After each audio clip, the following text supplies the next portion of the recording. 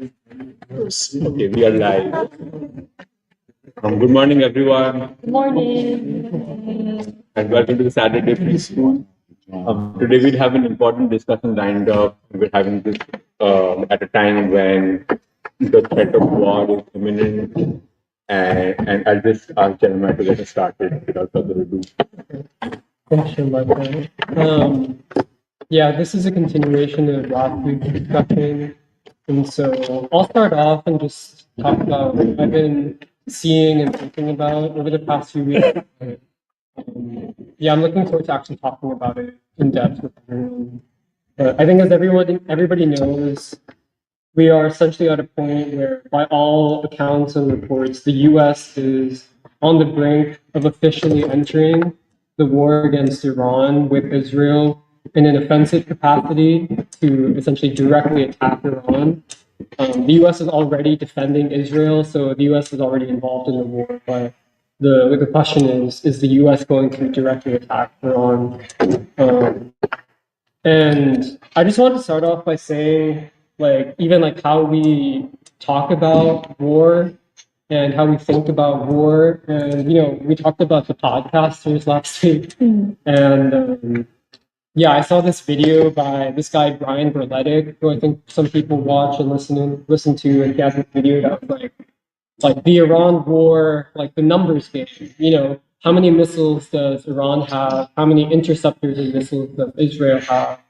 And actually, there is reporting that I think either yesterday or today that Israel is likely to run out of interceptors with this kind of famous Iron Dome and other kind of missile defense systems. And so that would put it much more squarely on the U.S. to decide not just if they're going to enter the war, but how much war weapons and missiles they're going to send to Israel, especially if they're also considering, engaging in an eventual war with China, for example.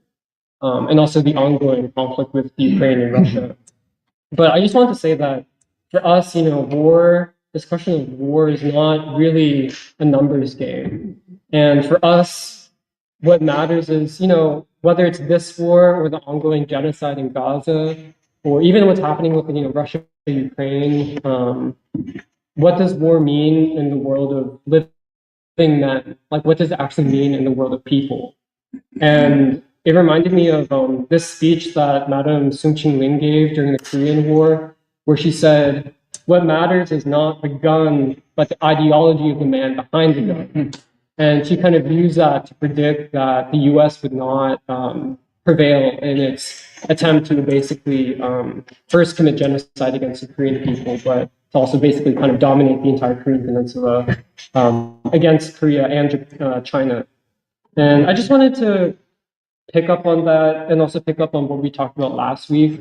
Because one of the questions that I think we've raised and I think has been is, how resilient is the American state and the kind of Zionist apparatus, which is so deeply intertwined with the American state? And when we talk about the state, we're not really talking about this kind of faceless machine that operates entirely in the shadows. It does operate covertly and in secret, but it's not this like nebulous thing that exists and we don't know what it is.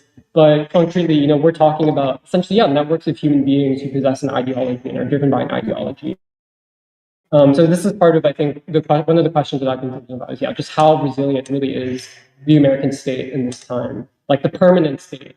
And I also wanted to say that I know last week we kind of were critical when we were talking about Iran, and especially why were they not prepared for what was essentially a decapitation strike by the Israelis, given all this kind of long pattern of Israel adopting these tactics and even deploying them in Iran itself by assassinating, I think was it Ismail Haniyeh, one of the heads of Hamas. And I think that is still, worth talking about. But I've been thinking, especially now, to me, it feels important to still acknowledge that beyond any faults or mistakes that the Iranian leadership may have made, to me, it feels important to still say directly that Iran is one of the only major states, if not the only major state in the region that is actually willing to go up directly head to head against Israel, especially at a time when all of these Arab nations and Arab leaders, especially these Arab governments, are making a lot of noise but are not actually doing anything. And to me, I don't know, it feels important to say that because I think it's a mistake to view what is happening with Iran and Israel as just a matter of, Iran's national interests. And definitely that's part of it. But I think the other longer and deeper moral question is, Iran actually rising to the defense of the Palestinian people who face genocide. And this is what has basically kickstarted this whole thing was, October 7th, the genocide in Gaza. And that is the point, especially in the past 2 years. And I guess related to the question about the American state, it also raises the question of, how resilient then is the Iranian state? And what is the ideological capacity of the Iranian people, like we talked about last week, but especially in this time to come together politically, ideologically, in this moment, despite all of the influences of the West in Iranian society, and despite, these kind of tendencies towards division or all of that stuff. And I was actually looking into this morning because I think many people are aware there was this viral Tucker Carlson interview with Ted Cruz this week. And I was listening to it this morning, and there's this probably the most famous clip where Tucker's like, "What's the population of Iran?" And Ted Cruz like, "I don't know." And then Tucker's like, "Shouldn't you know? Like, this is the government that you're trying to overthrow. Like, shouldn't you know the demographics?" And he's like, "Yeah, do you know what the demographics are of Iran?" And then Ted Cruz is just kind of fumbling because he doesn't know. He's like, why should I know the demographics of Iran? But actually, it is an interesting and important question in part because, I feel like it's like well known that, Iran is part of the Muslim world, like the Islamic world, but, ethnically, and we were talking about this over dinner a few days ago, but like, Iran is 60% Persian. I think there's around 16% like Azerbaijani or Azeri. They're 10% Kurd, and then you have these other small ethnic groups. Like there's 2% Arab, like 2% Turkish, stuff like that. And actually, the Ayatollah himself is not Persian, but he's Azeri. He's like kind of from the region near Azerbaijan, which I didn't know. And then obviously, Iran is at the same time 90% Shia Muslim, I believe. But I just wanted to bring that up because I think it kind of corroborates the point which I'm trying to make or think about, which is, part of it obviously is what is at the root of, let's say, Iran's solidarity with the Palestinian people. And you can attribute it one to like this idea of, and people should correct me because I'm trying to familiarize myself with this stuff, but you can attribute it to, the kind of Muslim Ummah, I think it's called, the kind of Muslim world, the Islamic world, all of that. But I think even beyond that, like part of what's to me very worthwhile or worth noting is, for the Iranians, it's not about like, oh, the Palestinians are Arab and we're Arab and therefore we defend them. Because Iran is not mostly Arab, they're mostly Persian. And so for them, it's like to me it really is, whether it's Iran, the people of Yemen, Lebanon, it really is about the moral imperative, even beyond any kind of ethnic, this idea of like ethnic ties or ethnic loyalties, which is, one of the favorite narratives of the West, which is like, oh, these are all this ethnic conflicts and all that stuff. And they miss the entire substance of what's actually happening, which is really a moral war with not just material dimensions, but spiritual dimensions. And I guess building on that, I wanted to also say, even before we get really deep into the Iran stuff, that part of what has also been ongoing is, essentially Israel and its continual onslaught on the Palestinian people. And I think basically every single day this past week alone, Israel has committed these kind of massacres against Palestinians who are trying to get food and trying to get aid. And literally like every single day they're killing like hundreds of Palestinian people who are literally just trying to get food. And, while they're also enforcing these starvation and famine conditions on Gaza.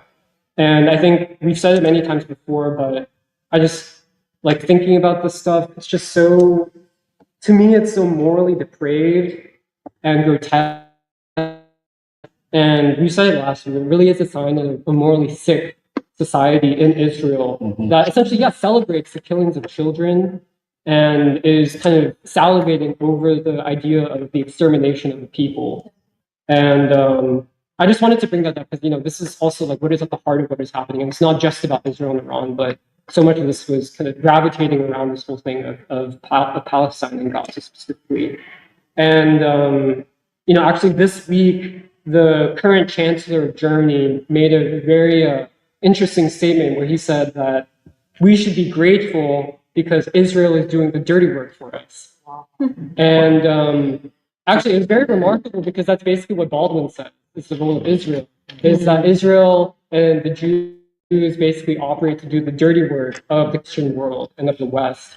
And I think it's actually become much worse than even during Baldwin's day, and especially in Israel, where, like to me, really, Israel is kind of a reflection back upon the entire Western world and the entire conscience of the Western world and the corrupted conscience of the Western world.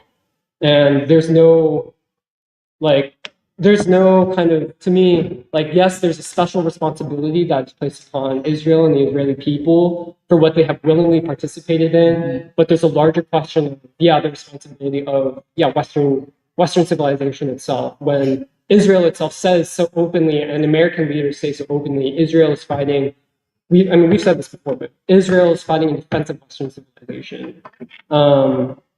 And I just wanted to start with that stuff as like a basic framing thing. And just to get into kind of the kind of details of what's happening, at least from what I've seen, current state of the war, from what I've been reading in the news and listening to with, I guess, the various podcasts or other places, like the New York Times and the Wall Street Journal, it appears as though generally in terms of Iran's strategy right now, that Iran is basically playing what I interpret as a long game, and especially to prepare for the eventuality, if not the inevitability, of the US entering the war. And Nanda pointed this out a few days ago, but kind of as like kind of a foil to that, Israel's strategy, like their real mode of operating is, we want big, immediate, flashy hits. We want to do shock and awe. We want to, do all this stuff. And it seems like Iran's strategy is much more to try to persevere, especially, Iran can't exhaust all of its capability if, especially the US gets involved, and we don't know exactly how the US will get involved. And I just wanted to bring that up because in a way, it's like a way of, or demonstration of like a larger question, which is, in a situation like war, who controls time? Who controls the pace of events? And I think this is one of the larger kind of meta level ways that the war is being waged out. Like, who controls the pace of events? Who controls the flow of time in a conflict like this? And Iran, with that being said, Iran has hit, kind of several critical sites in Israel by all reporting that I've seen, and appears to be capable of sustaining a longer fight as well. So they've hit this oil refinery in Haifa, which is the largest oil refinery in Israel, and they've also appeared to strike Israel's version of the Pentagon as well. Iran has struck this top Israeli research institute called the Weizmann Institute, which has very deep links with the Israeli war machine. Iran has also struck, interestingly, this Microsoft technology park in Israel, which similarly closely cooperates with the IDF in terms of AI technology and all this other stuff that Israel uses. It appears that Iran has also struck Mossad's headquarters and their logistics center, and especially there's this kind of cyber warfare division of the IDF called Unit 8200 or 8200 that Iran has appeared to strike. And I think Raju brought this up last week, but one of the larger questions in terms of what can Iran do is basically I think there's been kind of very almost in the public discussions around, will Iran and I think Ansar Allah try to close down the Strait of Hormuz, through which 20% of all of the world's oil passes.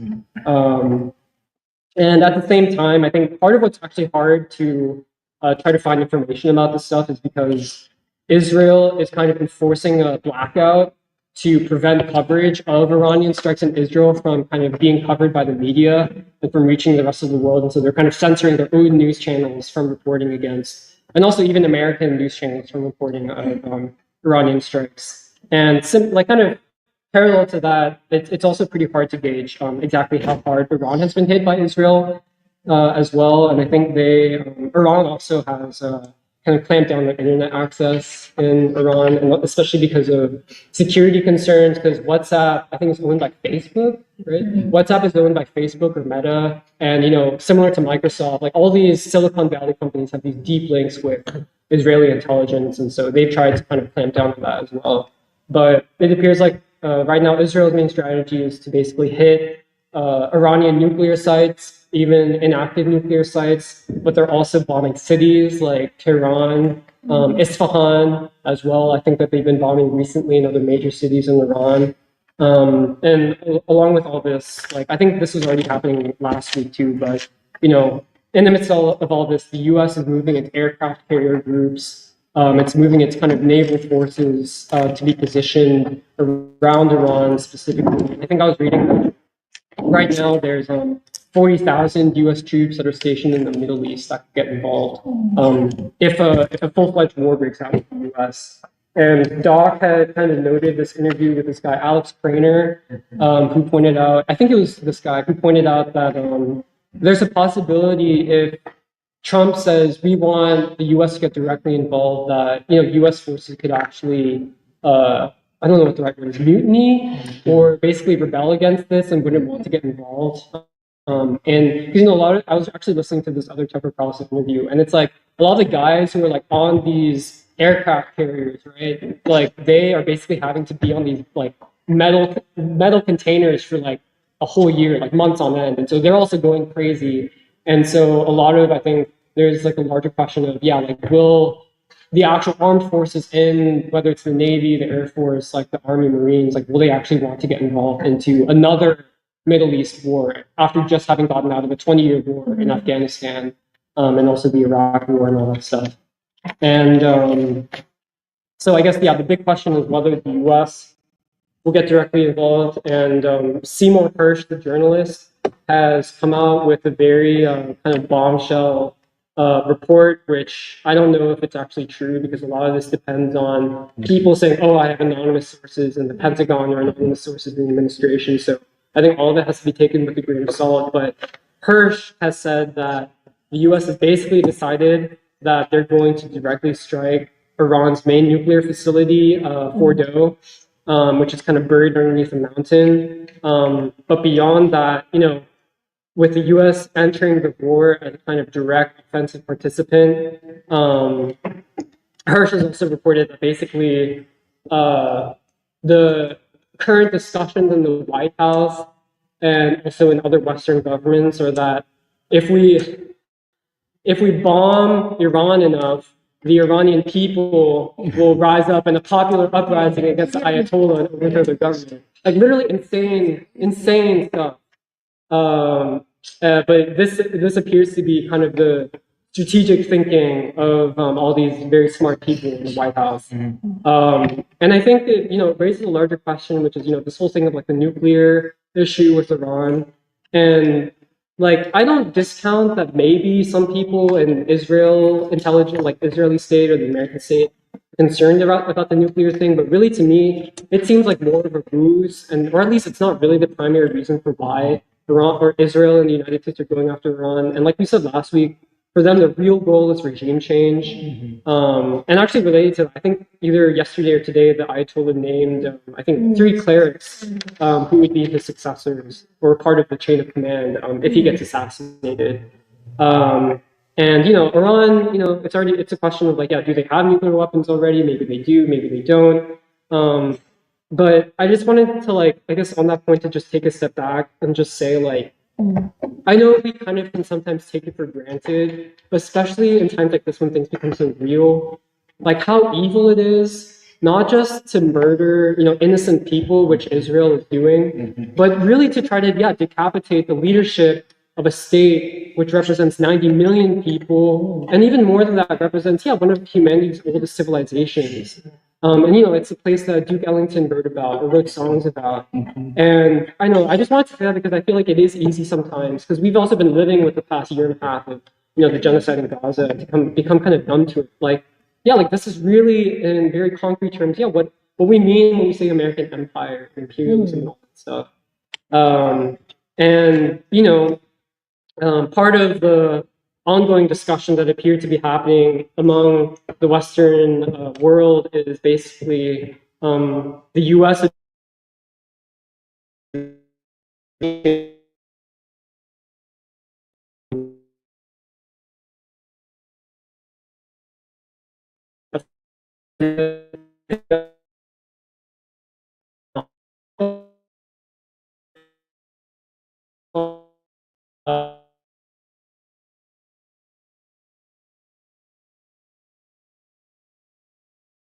Actually, both Ted Cruz said this in the Tucker interview, and then also the Alexander Mercouris and the Duran said this. But the larger model and the reason why I think the U.S. or parts of the U.S. State are confident about this is because they think that they can do not just what they did in Gaddafi or to Saddam Hussein, but they think they can do to Iran what they did to the Soviet Union. And Ted Cruz basically said openly in the Tucker interview, and it wasn't the most publicized part, but he was like, yeah, like the U.S.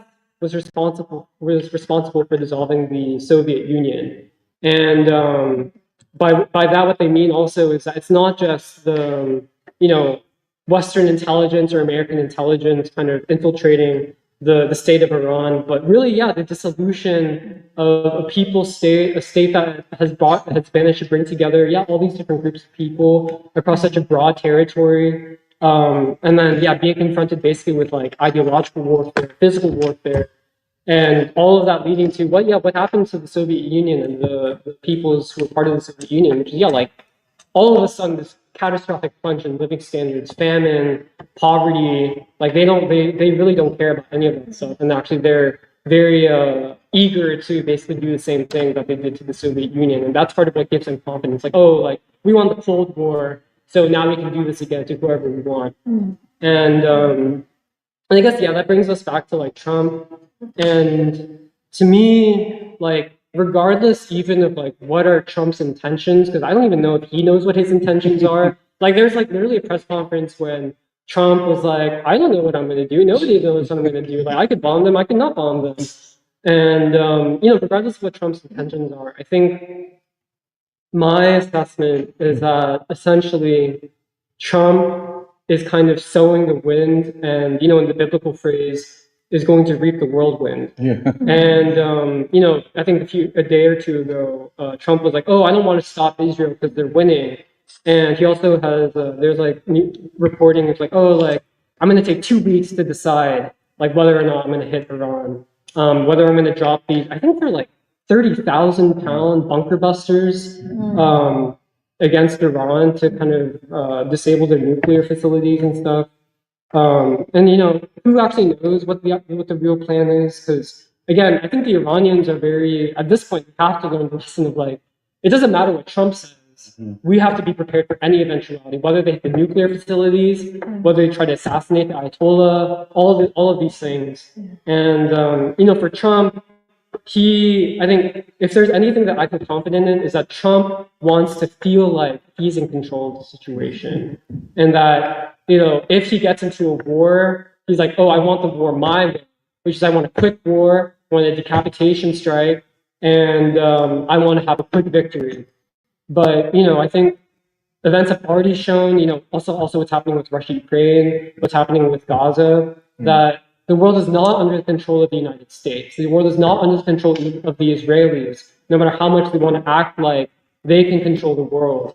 And but that's also the case of like, even if things get bad, even if basically this spirals out of control. But to me, that feels important to say, yeah, regardless of what Trump intends, I think the likelihood is that if Trump gives the green light for the U.S. to get directly involved, that to me it seems that events are already spinning out of control, and that the U.S. and Trump himself cannot say like, oh, like I can dictate what happens. Netanyahu cannot say I can dictate what happens. And again, this raises the question back of yeah, like the American people, the MAGA coalition, which is kind of exemplified for me by that, by like, Tucker Carlson's interview with Ted Cruz, who I was saying before preschool, but I feel very vindicated by that interview because I've always hated Ted Cruz. Because I grew up in Texas, and I think I was in like middle school or high school when Ted Cruz was elected as senator. I always thought he was slimy and basically like a reptile. And I don't think he had any moral principles. I don't even know if he believes anything he's saying. And yeah, but part of what was really interesting too about that Ted Cruz interview is both of them are kind of like their psychology and their ideology, their worldview has been shaped really by the Cold War. And Tucker, he was like saying like in my family, we were celebrating the defeated Soviet Union. Tucker actually applied to be part of the CIA when he was a young man, but he was denied. He was rejected. But you actually see, even with that, you're shaped by the Reagan moment. You're shaped by all the stuff of seeing like, oh, like America is victorious in its battle against the Soviet Union, this evil empire. But even with that, there's a possibility for divergence, like a true possibility for divergence. And I think similarly with that, I think Trump is very sensitive to all this. He's very sensitive to the and insecure about the opposition from within his own coalition. Like for me, there's no other reason why he would be tweeting like, oh, like kooky Tucker Carlson, like all this stuff, and basically insulting people. But I see it really as actually like even in the midst of everything that's happening as a positive political development. I think it's past time for people in the MAGA movement, both the kind of leading commentators, but also the people themselves to be like, okay, is what we're really after this kind of blind loyalty to Trump and to Israel, or is what we're after, like, if at the bare minimum, not having the U.S. get involved in endless wars. And I think a lot of people have like kind of talked about this poll that came out from The Economist and YouGov this week, in which 53% of Trump voters say that the U.S. should not get involved in a war. 60% of American people in general say that the U.S. should not get involved in a war with Iran.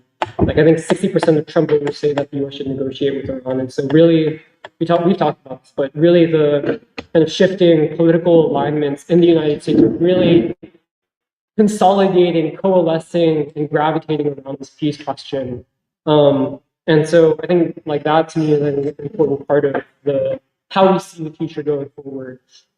And the last thing I wanted to say is just that we've been, preparing to publish the interview with Minister Ishmael Mohammed, and I've been listening to it, and also we've been kind of proofreading it and copy editing it, so we can present it to people. And one of the interesting questions that was raised in the interview was this idea of the War of Armageddon.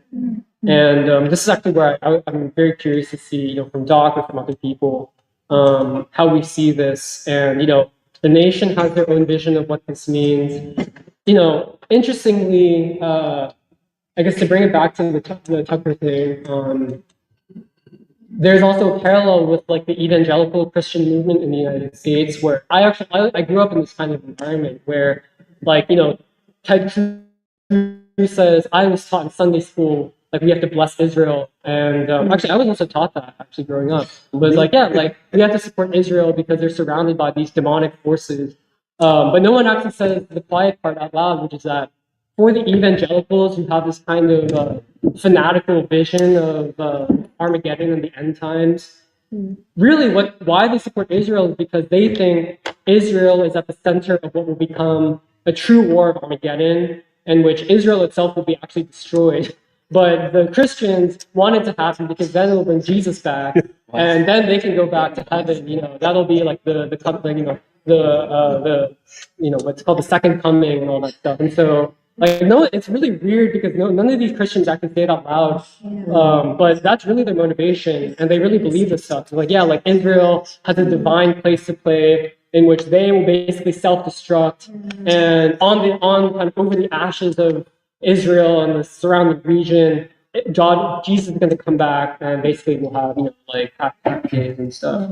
But so I'm not saying that those are to conflate the evangelical thing with the Nation of Islam's kind of theology, but it's an interesting question of like, are we in times of what could be interpreted as, a war of Armageddon. And one of the questions that you guys raised in the interview is there still a possibility for the world to avert this? And what would be the conditions for it to avert it? But if a war of what is described as a war of Armageddon does come, what will become of humanity? What will become of the world's people? I don't know, I just wanted to end with that as kind of a larger question, which I think kind of is also, in some ways, a preview for the symposium next week. But that to me is kind of the main threads and questions that I've been thinking about the course. And I would say, thank you very much, Jerry. I would say many, many, many people around the world are thinking about these questions the same way that you are and we are. And I'm kind of glad you ended with the interview with Minister Ishmael and the Nation of Islam's view that a final would be necessary to eliminate what they call the 6,000-year rule of evil. We, of course, wouldn't put it that way, but it's always important when people who are friendly but don't see things the same way discuss matters, because you're trying to find a common thread. And the common thread from our point of view is that indeed this is a civilization war. It is a war to preserve the hegemony of Western civilization. The West could easily kind of package it as a multipolar world, in a distorted kind of appropriation of the concept of multipolarity.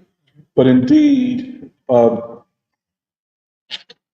it is not going too far to say this could be the last war the West can fight. Let me put it another. Nations go to war because they can and they believe they can win. But this might be the final war that the West, and the only nation in the West that can conduct such a war, the US, will ever be able to conduct. And for very concrete reasons. First of all, the United States has never faced a nation like Iran. It has a lot to do with the nature of the Iranian state, which is a superior state to the Western state. It is, in concrete form, an example of the civilization state, the state of the whole people. That's why they attack Iran, and all of the Iranians come together except a few, and I mean a very few paid agents who are now being hunted down. It did not divide the country as Israel had hoped. It united the country. And it is not a war about nuclear weapons, and they do not have, even though they talk a lot of smack, they do not have a weapon that can penetrate fighter. Not only because of the depth, but because of the way that it is fortified with maybe a kilometer of just rocks. They've never dropped such a bomb. They've used them against unarmed children in Gaza, but they've never, so they don't know. But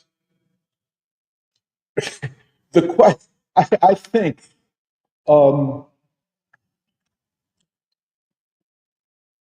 as crazy as Trump and those people around him, including Cruz and Lindsey Graham, and these are crazy, stupid people who themselves are capable, by their ignorance, of delivering a blow to the system that they are trying to uphold, that the system cannot recover from. And it will finally manifest the wide divide between the political, military, intellectual, economic elites and the masses of people. I think the polls saying, well, they say 53% of Trump voters are not for going to war with Iran, but then they point out that only 16% of them are. The rest are undecided.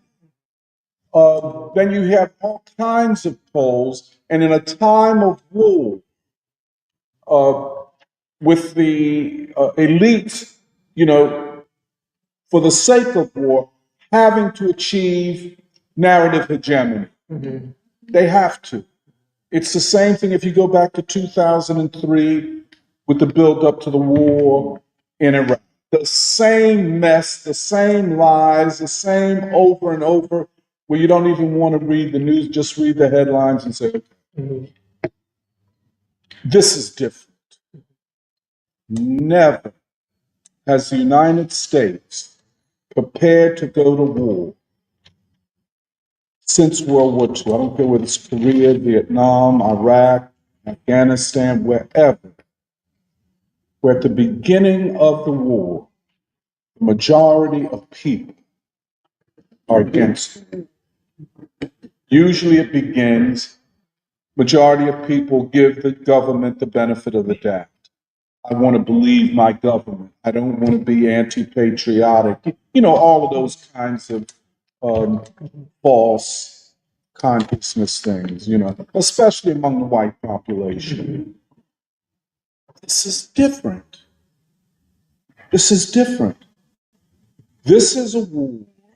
In other words, if Trump commits himself to a war with Iran, and it must be a deep commitment, not just to drop a few bombs, because the United States will then be hit by Iranian missiles, which then means that is the aircraft carriers, the other military bases, including as far away as Diego Garcia, which is a major place, which means then that it's not just the United States attacking Iran, but it will mean Iran with a counterattack, and then the United States will have to commit not just 40,000 troops, but hundreds of thousands of troops, and then mobilize the nation for a prolonged war in the midst of what, well, I guess, war spending offset a slowing economy.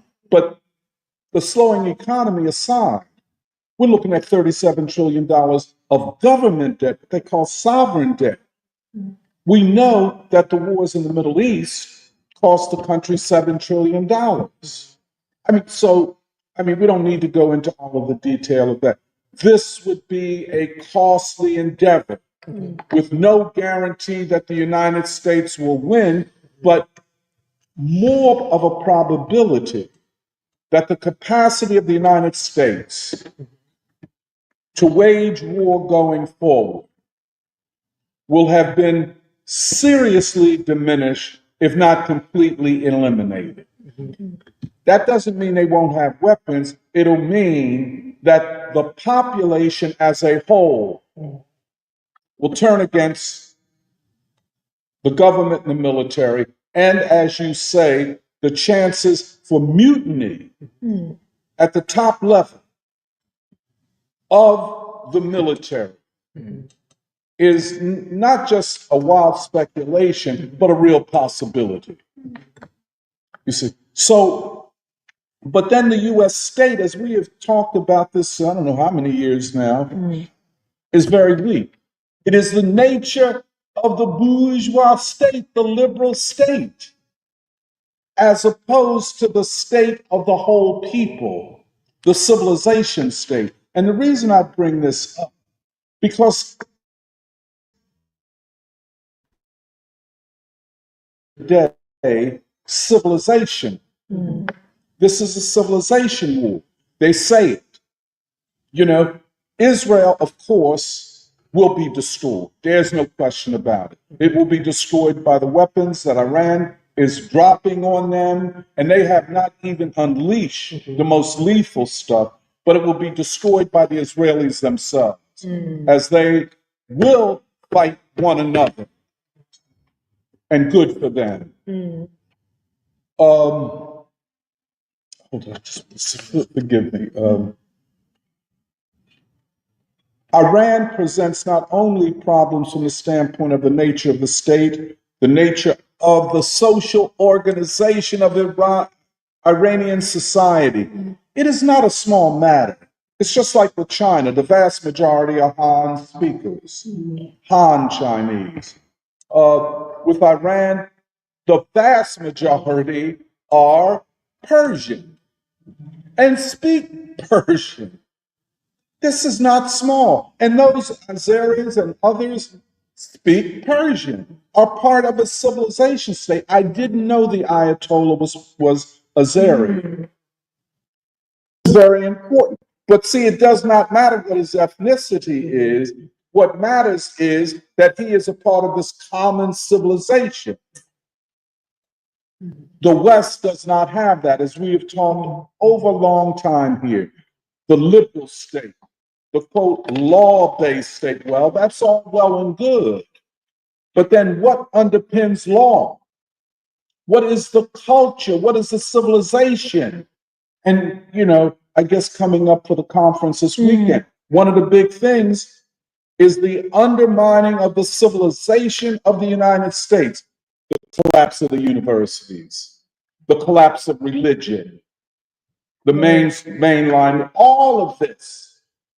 And then, of course, if Trump decides, and Seymour Hersh this weekend, you don't know, but his contacts, they can't wait forever. Israel cannot hold out forever. You understand? They can't. So, like they say, they're caught between a rock and a hard place. We don't want to go. We want to wait. We want to, feel the political pulse of the American people. But then Israel can't wait. It's running out of shells. And then what they do have, Iron Dome and David Sling and all of this, is proving to be ineffective against hypersonic missiles, where the missile drops from the sky 12 Mach. That is 12 times the speed of light. No. Sound, excuse me, I'm sorry. I mean, you can't stop these weapons. And Israel is literally defenseless. They know it. Psychologically, the Israeli people have been told over and over again, to the point that they have been made psychotic, collective psychosis based upon the ideology and propaganda that they have consumed. In other words, this magnitude of psychosis, this social psychosis, is triggered by the ideology and propaganda of the state. And so many Orthodox Jews have pointed out that Israel is not a Jewish state. It is a Zionist state. But what are they saying? It is a secular state. It is not a civilization state. It cannot defer to an ancient religion. It is not that. It doesn't function like that. Iran is different. And going forward, this question which you raised, the nature of the state, I just the last thing. No war that America has fought has been so politically consequential. None of them. Frankly, not even World War II. Because World War II was fought over there in Europe or in the Pacific. This war, more than any war, will be a political battle, a political struggle in the United States. And that's why Tucker Carlson's interviews are so important. That's why Steve Bannon going to the White House to tell this guy, hold off, man, you can't win. And they'll frame it in all kind of stupid ways. Oh, if we do this, then that means that China will, all of that anti. But they don't know the real essence of what is before that. I say that to say no war has been as politically consequential. In other words, this war could not only and will, if they go into it, end the Trump presidency. He's done. He's done personally and he's done politically. Will this set off a series of assassinations, including of Trump's family? That's active. I lived through the 60s. I saw a decade of assassinations. You all have never seen that. When you wake up, bam, the president's gone, then everything. What's going on here? It's kind of the normalization of political assassination. Already we see this on a low level of people carrying out political killings of elected officials or political officials. This is only the tip of the iceberg. Whichever way this goes, we have to prepare ourselves for the possibility of a decade of assassinations.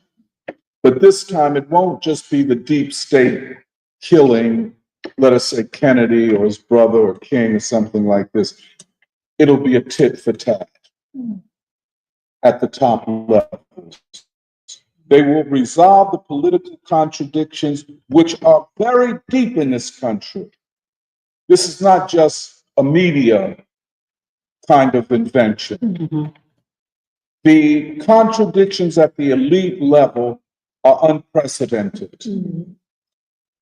The attacks upon elite universities is an attack upon an arm of the state, a part of the state. Attacks upon, for example, you take the LA thing, where Trump wants to show that the president can do what he wants, and the governor of the state or the mayor of the city have to step aside. This is a matter over which the American Civil War was fought, so-called states' rights versus the federal government. The 14th and 15th Amendment were the establishment of the centrality of the state. The overturning of that, we talked about Plessy v. Ferguson, was saying, in fact, that the states are still have a right to challenge the federal government and the Constitution. Well, we're in something like that now.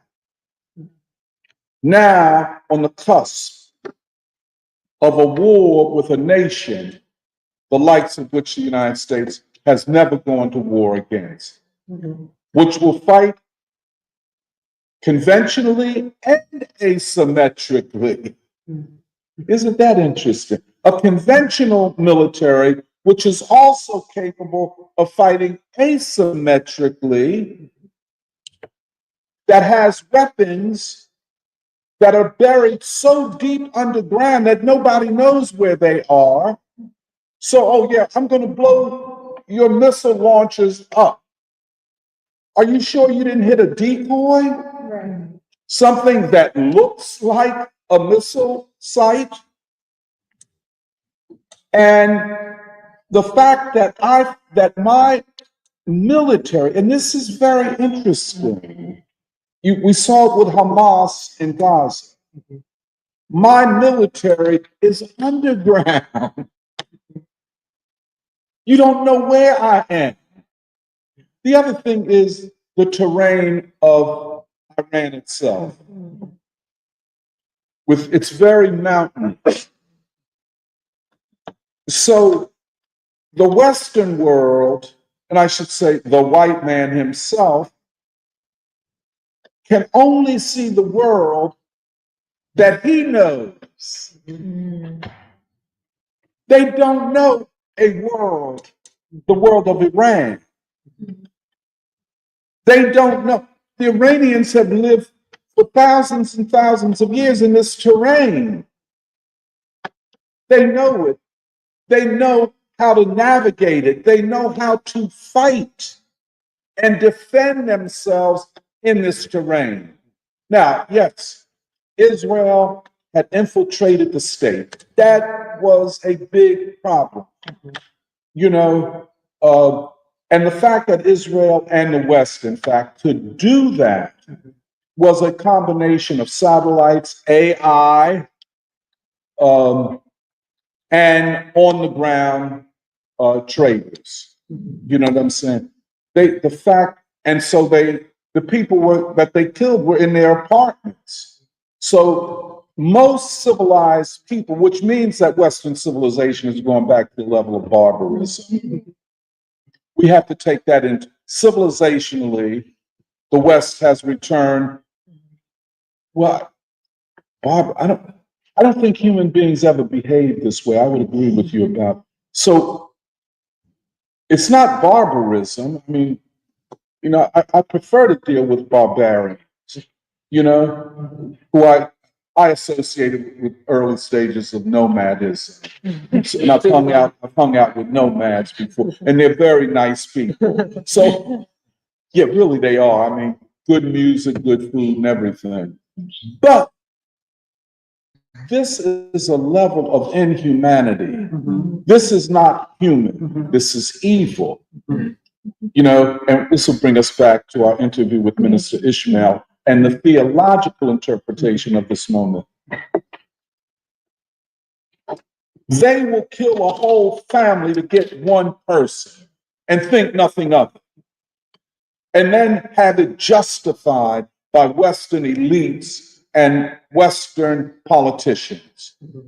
You know, the power, not just of the Israelis and Jews in the elite, like in media and that, but the corruption of Western civilization itself, where they want to march in 2020 about Black Lives Matter, which everybody knew was a fraud if you knew anything. Black lives ain't never mattered because Palestinian lives don't matter.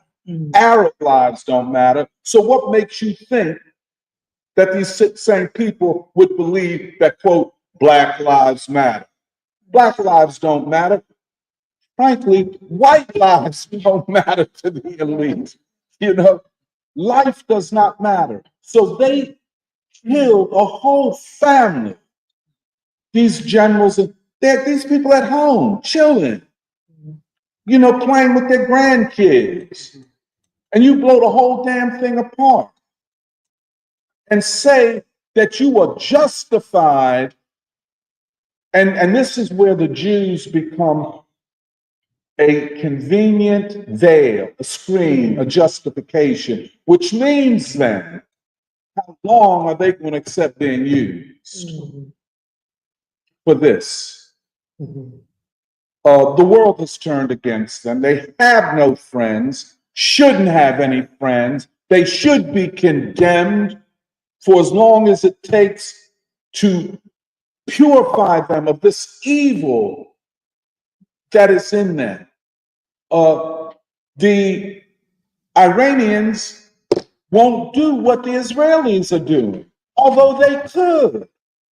They could flatten Tel Aviv tomorrow, but they haven't because they don't want to kill innocent people and children. The Israelis don't give a damn. What does that say? And it's justified by the West, and in particular by Trump, who is a craven piece of scumbag now. He is going to a level of moral degeneracy. And well, whatever happens, it's on him. You know what I'm saying? But let me. All of this is in play. All of this is in play right now. The American people, as Baldwin said, will have to decide. Mhm.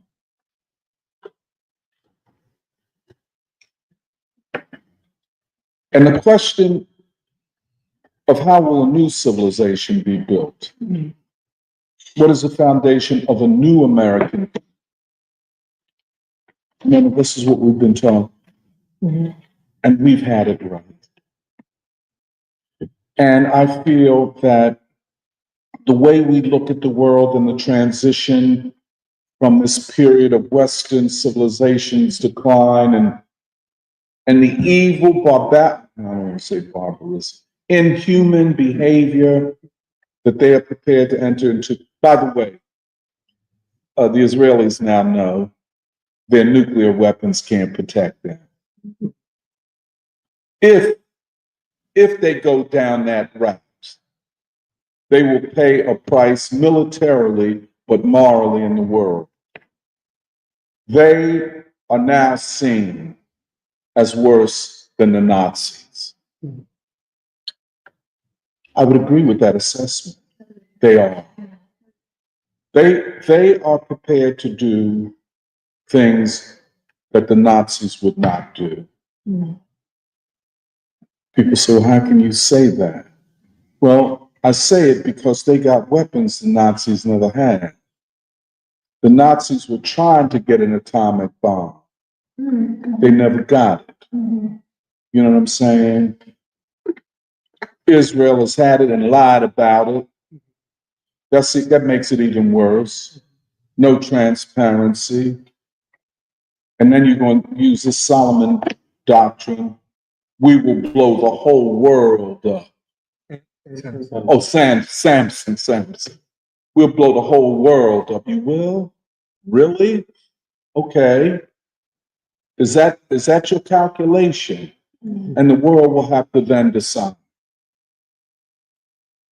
Now, we are dealing with a lot of, for instance, in the Arab world, most of the government leaders in the Arab world are traitors to their people, traitors to Islam, don't even need to talk about religion and whatever.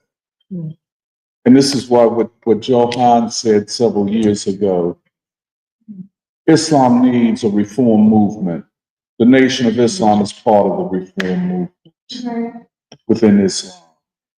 And I think when people see the interview and the way Ishmael Muhammad responded and elaborated upon theological and political, theological, ideological questions, the honesty and transparency, his intellectual level, the thoughtfulness you find nowhere else.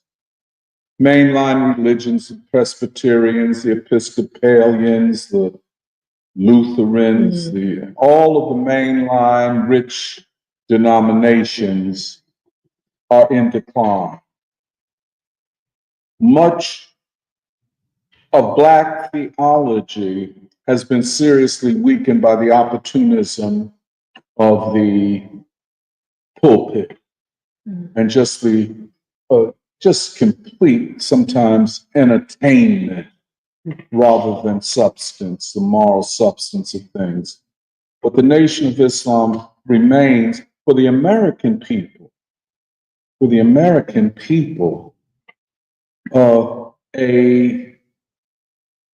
that breath of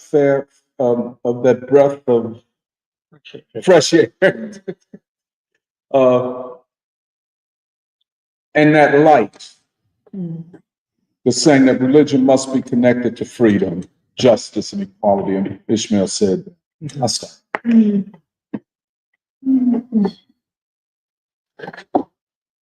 I wanted to add some things.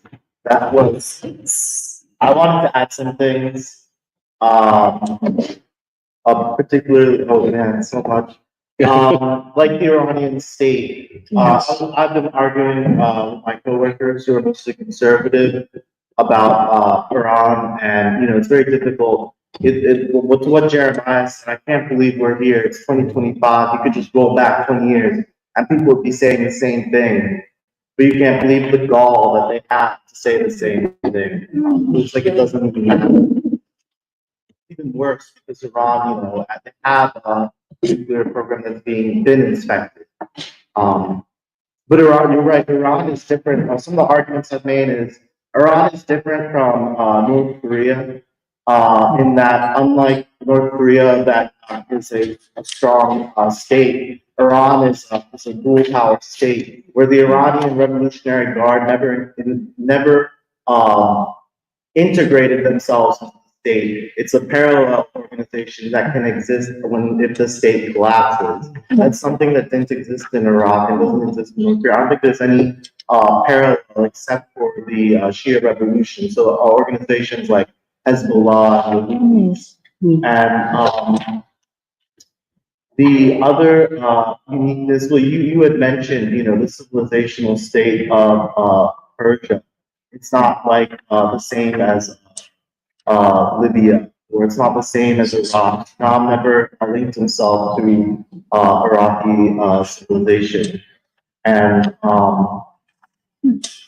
the other thing I wanted to say between Iran, Iran doesn't have a good relationship with Russia or China the way that North Korea does. The relationship with Russia is much more closer to Israel than it is to Iran. And, I've read in the past that Iranian diplomats feel disrespected by Russia when they, I think it has something to do with the country's history. But regardless, the relationship isn't there. And you could see that sort of as the relationship between Russia and Syria deteriorated. And the relationship between China and Iran is not, even though they're in BRICS, even though they're in the Shanghai Cooperation Organization, the relationship between China and North Korea is more important to China than it is Iran. So China still does deal. So I guess what I'm saying is, I don't think in this war that Iran should expect third party help, but I don't think Iran needs it. And I'll just wrap up by saying, when Iran fought Iraq in the war, they didn't have the weapons that Saddam had, and they would arm young boys and older men who couldn't fight with bronze, and they would send them at machine gunners to overwhelm the machine gunners. And as the machine gunners were reloading, the Iranian commandos would come up behind and kill the machine gunners. And so there these battalions. They still people still sign up for them today, even though it's a show.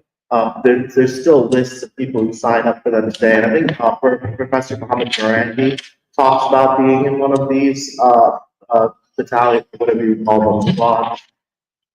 But I was trying to make the argument to my coworker that this is not like a secular government in Iraq, that these people are willing to die for the state, and that's not true for Israelis. If you look at Israelis, especially Israeli youth, they have no connection to, what they call the Shoah. They don't have that connection to the land of Israel, like their forefathers came down and kissed the ground. American Jewish people would rather be considered American than Israeli. The need for the dual identity American Jewish doesn't exist anymore. They become white. So yeah, I think in a war between Iran and Israel, the Iranian people are, because of ideological reasons, ready to die for this. I don't think Israelis are. Can I just say something? I think I would disagree with your assessment of the Iran-Russia, Iran-China relationship. They're very deep and multi-level relationships. I mean, the Russia-Iran alliance at the economic and military level, and the fact that the Russians and Chinese operate not on the basis of a lot of big willy talk, but they try to operate within the framework of international laws and treaties. I think that the Shanghai Cooperation Organization, except for India, which is a member, passed a strong resolution that Israel was the aggressor. this is not a small matter. That I don't want to talk a lot, but I think indeed, I know back in the time of the Soviet Union, they supported the Iranian Revolution in 1979. I don't know that everybody did. I know during the Iraq-Iran war, the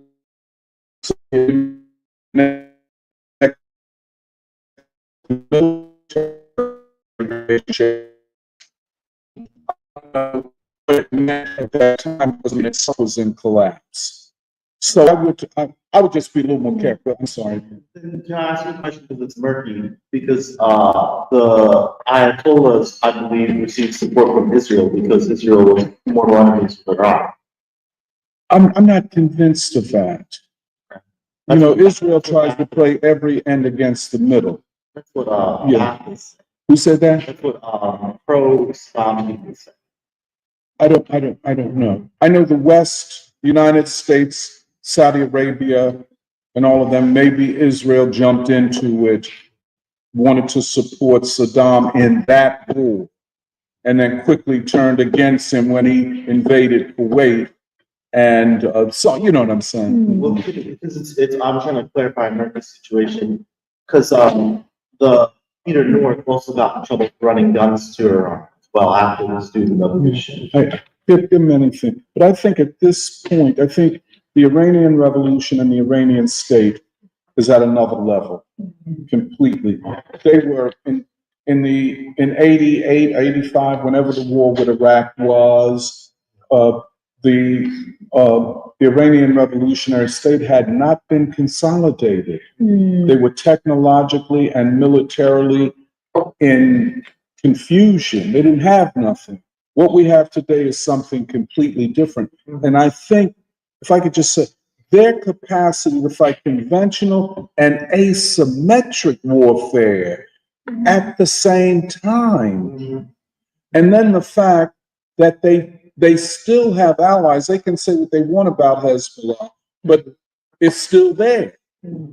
It still has its missiles. And definitely the Houthis are there and still have their capacity to shut down the Red Sea. And then, of course, there's the Straits of Hormuz. I mean, this is what I said. This is a war like none other fought by the United States and maybe by the West itself, and could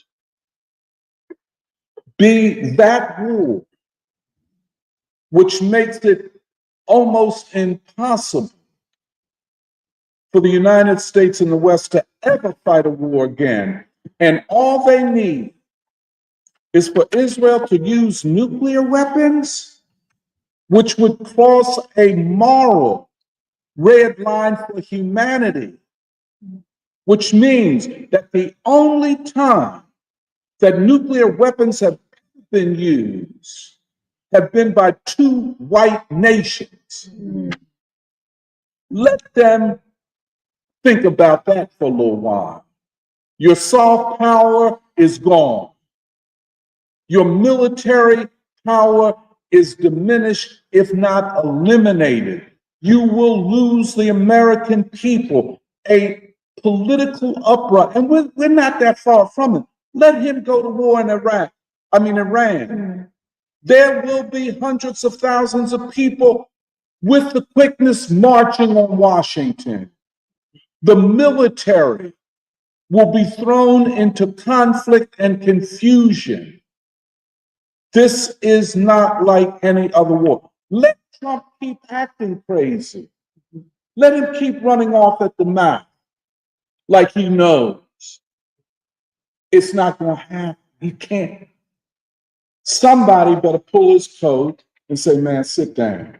You know, you might have to get assassinated. Nobody knows. But you got to chill, brother. I mean, and I'm sorry, John, go ahead. Yeah, we can go all the way back to 1967 with Arafat Yes. and Rabin of Rabin. And I saw a podcast last night. The Iranian people are preparing their children to die. And they had these kids from between 7 and 12. And the parents were asking, what will you do? What are you going to do? And they said, I'm ready to die. That was kind of frightening. But, they're really preparing themselves. So it's going to be a real bloodbath.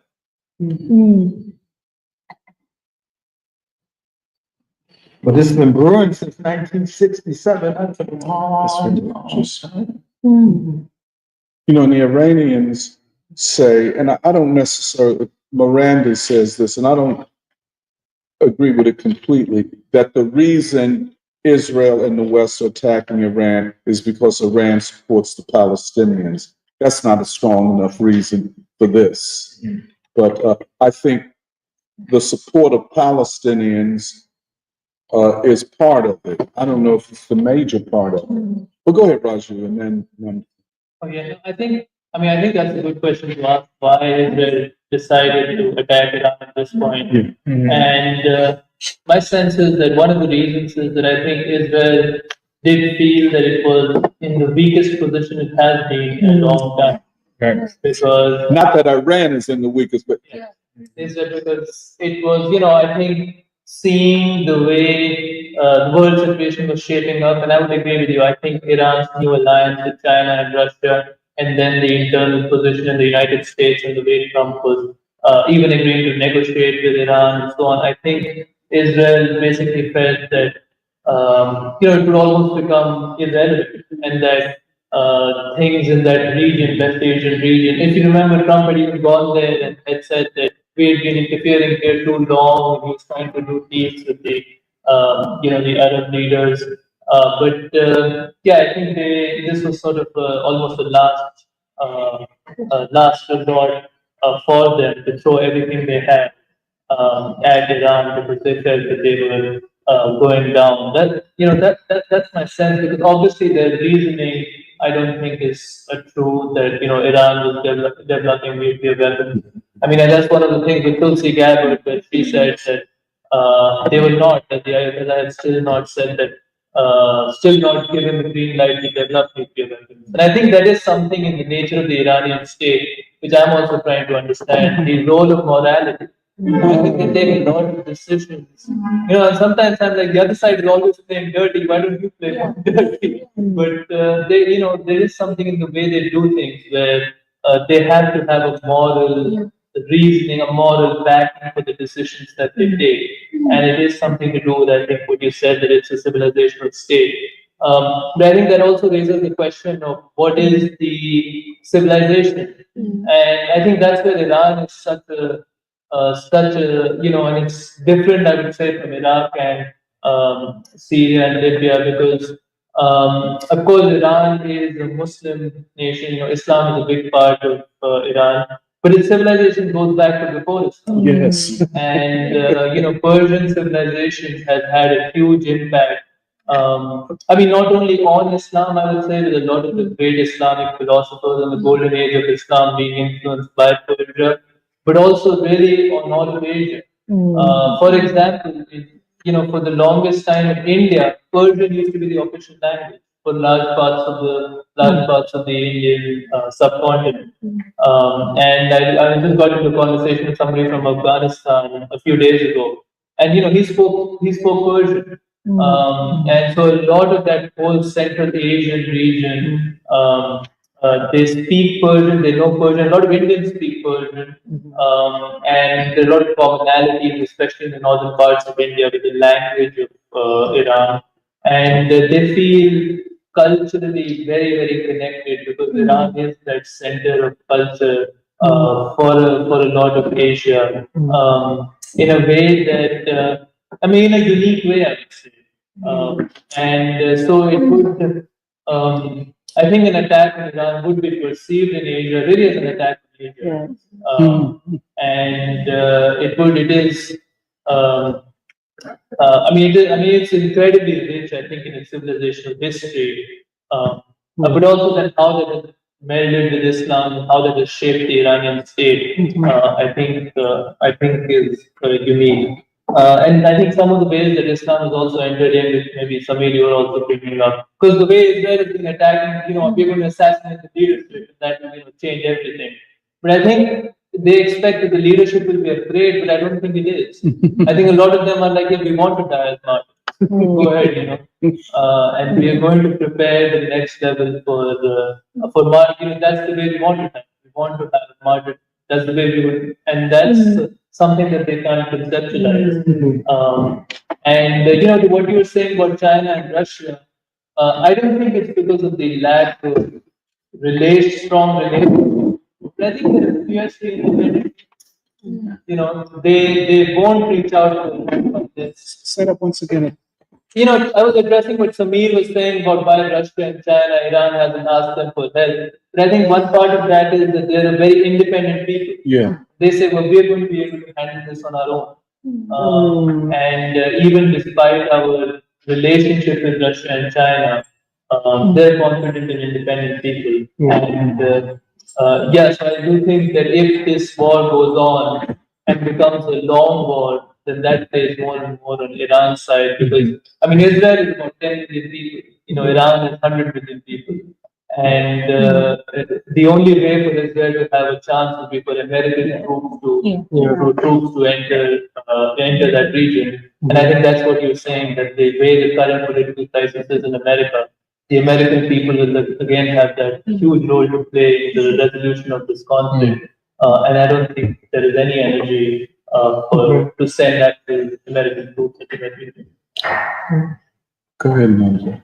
No, he said a lot of what I wanted to say, but just to add that I think part of what is so threatening to the West about Iran is that they're just so blatantly not Western. And their state, their civilization, and their leadership is not trying to be Western, which I think is more than can be said for example, for the Indian leadership, at this time.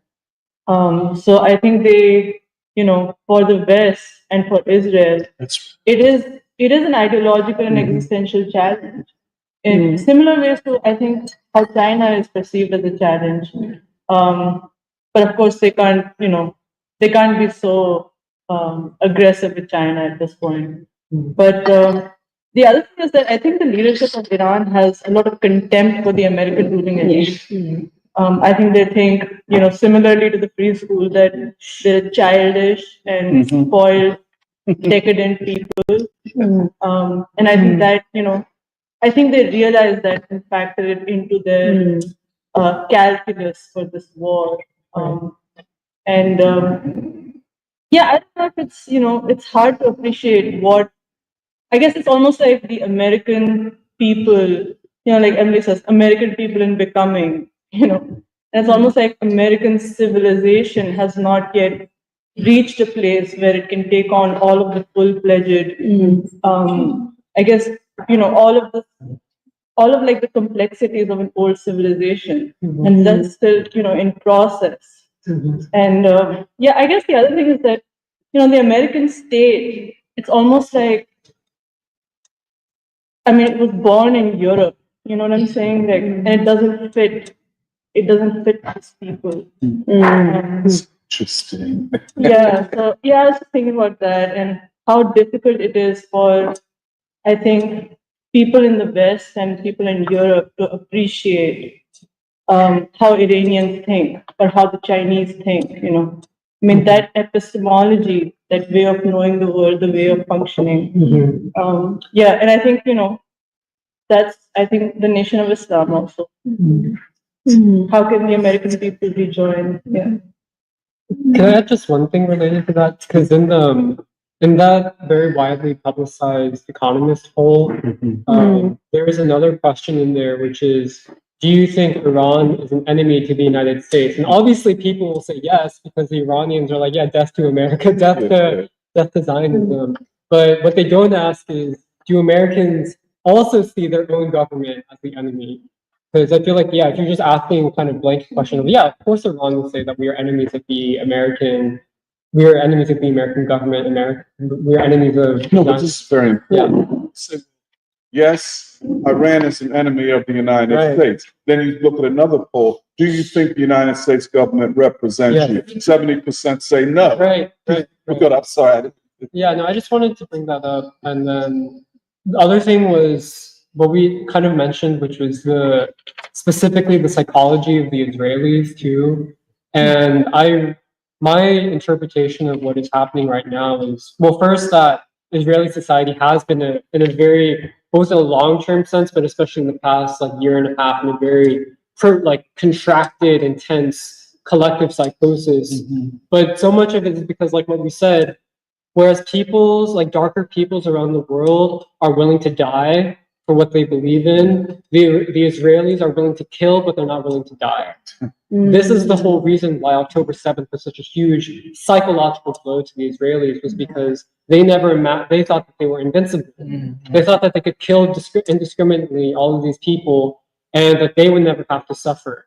And what has messed with the Israeli psychology, the Israeli mind so much is because, yeah, like their whole worldview is built around, oh, we can kill, but we can't die.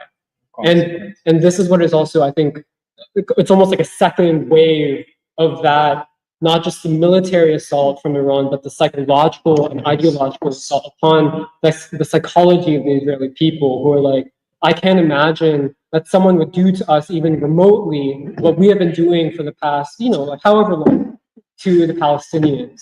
And they're like, oh, like how can you, target a neighborhood? How can you target a hospital? Whatever.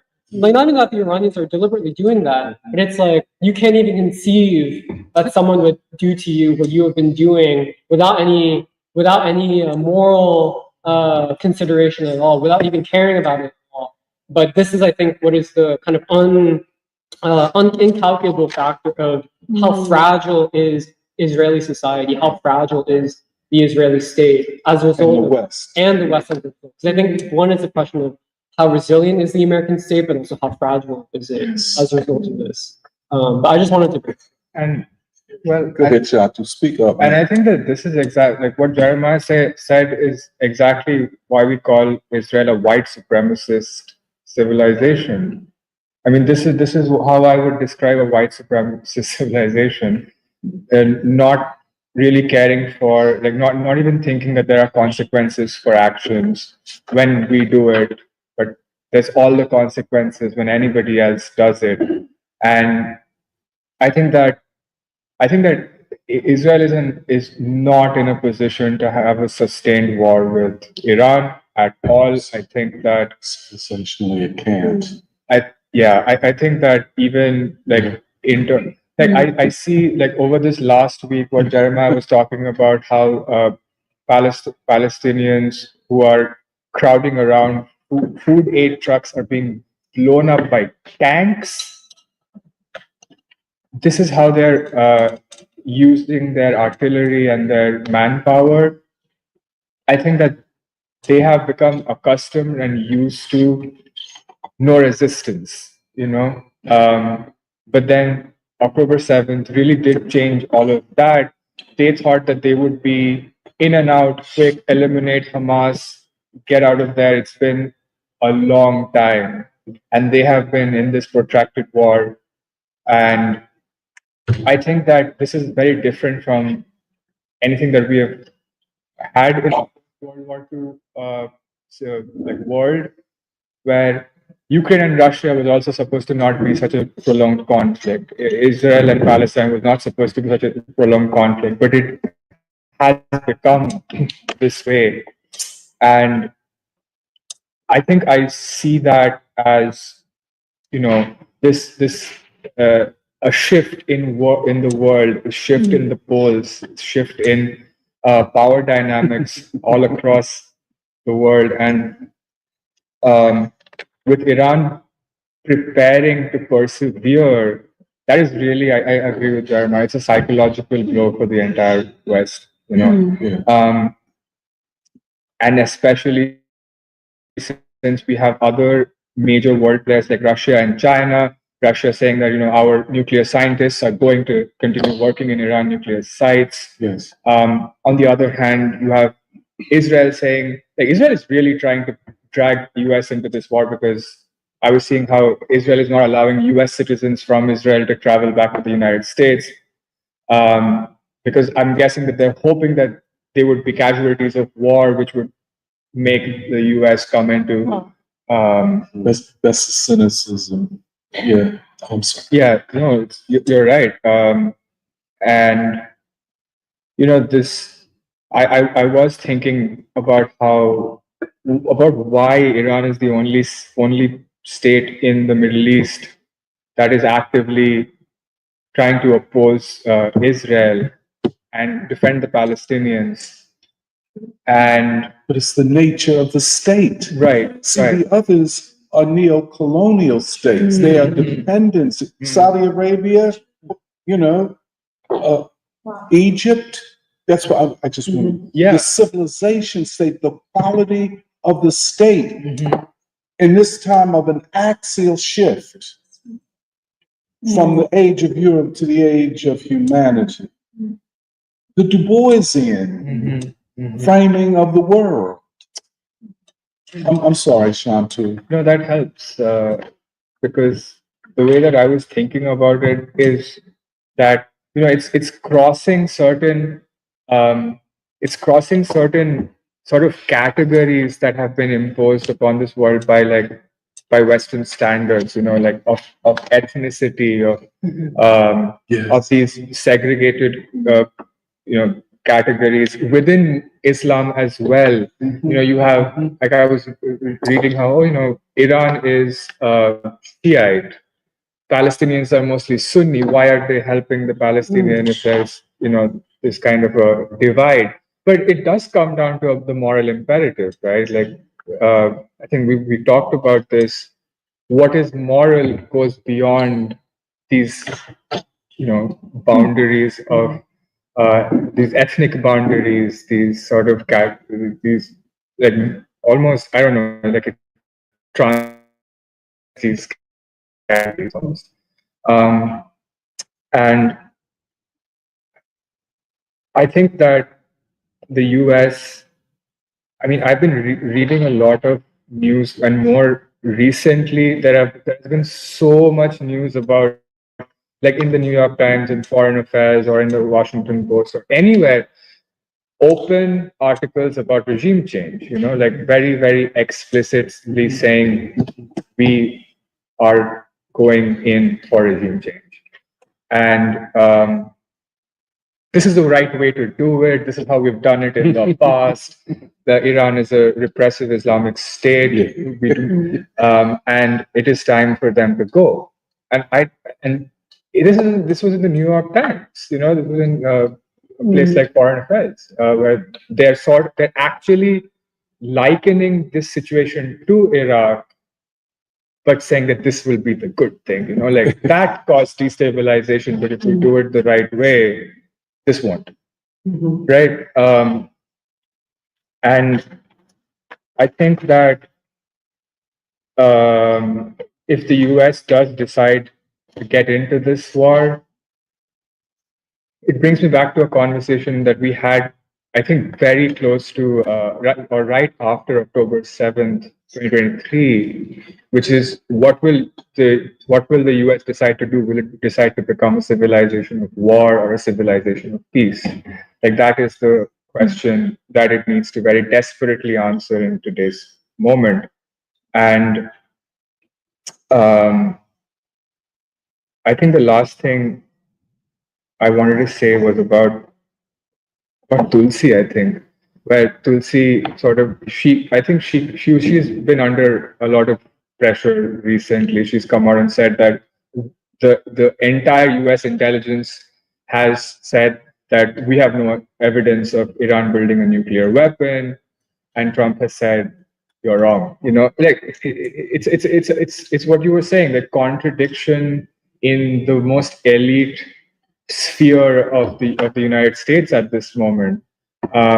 But and then I think that Tulsi recently she folded. She was like, I take it back. We have evidence that now they have. But I feel like even the first time that she said it, that we have no evidence of nuclear weapons, I quite liked that because I think that Trump's forces are, or his cabinet is filled with people who tell him what he wants to hear, and he really needs people who tells him something else, like something more resembling ground reality.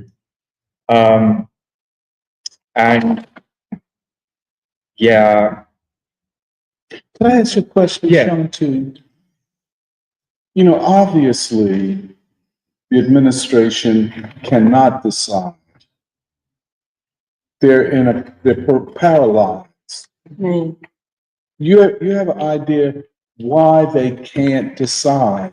I mean, he has all of these bootlickers, headset, Rubio, then he has, Lindsey Graham and Ted. Why are they paralyzed in this way? Why do you think? If you don't mind me well, asking. no, I think that Trump actually is aware that he stood on a peace platform. Like he was the pro-peace candidate between him and Kamala, between him and Biden. To a large extent, when you go back to the interviews of people before the I elections, see what you're saying. you see people saying we are more concerned with our day-to-day lives than the US being involved in overseas imperialist missions. And like people are more conscious now of their condition, of the American government's condition, and I think that heightened consciousness made them, even if in a attempt to look for a change, they put their faith in Trump. Could I just say this? They're paralyzed because of the politics. Right. They're politically paralyzed. And they want Trump, like you take a Lindsey Graham, he never ran on no peace ticket. He's always run as a neocon, Zionist. You understand? Cruz. Trump ran as the opposite of that. So his moral choice is tied up with the politics. And the American people are deciding this matter for him. Right. Well, This is what you don't mind if I. well, I wanted to go off that because in the same way we were saying that the mainline denominations in the universities more not just are an extension of the state, but are also a direct reflection of the state of Western civilization in this country. Just the same way we say that, you have to account for Israel. Israel, we said, is an extension of the American state. Whether you want to say extension or an intertwined part of the American state, it's also an intertwined part of Western civilization. And like what Raju was saying about actually that the reason why Israel is attacking Iran is because they're cognizant that they're at their weakest, that they have to make a final stand or some sort of assertion. I actually feel like that's part of the paralysis of the current administration, because it almost feels like whether people are aware of it or not, there's a sense that we're reaching the end of a certain like status quo of how things are run in this country. And what Nanda said reminded me of something which when you were saying in some ways you could see that the current state, like the liberal state, bourgeois state, law-based state that comes from European political philosophy, doesn't really quite fit the actual people of the country. Most significantly, Black folk, who have been a huge part of this country. But in a lot of ways, we're reaching a time where Western civilization itself doesn't quite fit. The civilization itself, which was claimed to be the civilization of America, doesn't really quite fit this country anymore, the people. And I also think that's why both like the concept of Black gods or even the interview with Minister Ishmael is so significant, because the American people, I think, increasingly will be I think in a lot of ways, like what Jeremiah was saying, where in Israel, the Israelis want to kill but don't want to die. And in some ways, like I think the American people are actually not totally the same as Israelis. Israelis are actually much more white supremacist in that way. That's right. And I actually feel like in some ways it's because of the inheritance of King and the civil rights movement, where I actually think the American people, whether they would say it like this or not, the American people already are conscious that whether they're okay with killing or not, which I don't think they are anymore, they know that they're not living. Whether they want to say like they don't want to die, they know they're already not living. And so it's a civilizational crisis. I think the American people are living in a civilizational crisis that is kind of reaching an end. But yeah, I wanted to a few more points was just I wanted to go back to something Jeremiah and Doc you guys raised about how Minister Ishmael talked about that there will be a war of the Armageddon. Because what you were saying, Doc, is basically, I mean, the question is, essentially Minister Ishmael Muhammad was saying that there will be a final war. Yes. Necessary to eliminate a 6,000-year rule of evil. And the question in some ways is, how would you interpret, we're basically interpreting what is this final war? Because is it a world war, or is perhaps also a civilization? It's a civilizational war. It is some ways it's a very Du Boisian outlook if you consider civilization, that Iran is not just a country or a nation. Iran is essentially what they're doing to Israel is a reflection of a defense of Asiatic civilization, and also an assertion. And I think China and Russia, like their joint statement on Iran, part of it is them saying, we are actually not that separated from Iran. This is an Asiatic consensus. This is an Asiatic movement forward. And they're maintaining a certain, like in some ways, it's Du Bois's prophecy, where it's, we will come back to once again, we will come back to an Afro-Asiatic resolution of the deep contradictions of what it was, a temporary blip of white modernity, a temporary experiment of white modernity, which could only go so far, and has actually brought a lot of evil onto the earth. And the last thing I just wanted to say, and that's why I think the civilizational worldview that comes from Du Bois is so significant. Even this idea of like that Iran and Israel's war are civilizational wars. And it also helps understand that Iran is not so weak. Iran is not so weak, and Iran is also not just Iran, even if their actual political partnerships are of a certain quality with different nations. At the end of the day, it is the same way China actually operates in the world is actually not that dissimilar from the way Iran is navigating the world. I feel like it's a civilizational, you have to view in terms of civilizational terms.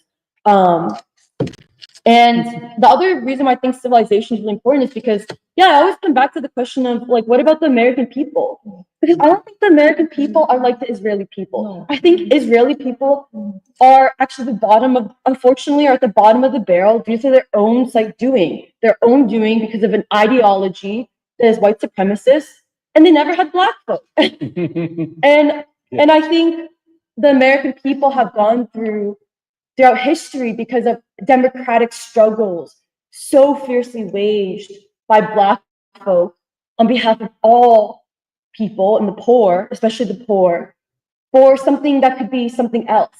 And I think in some ways, like what you were saying, Doc, about how back to Black Reconstruction, in some ways the last, you could argue something different even with King, but like the last time, the whole point of Black Reconstruction by Du Bois is Du Bois was saying that the Western state, the Western model of the state, that isn't really a given, and it doesn't, like you were saying, it doesn't fit, but it's also not necessarily a given.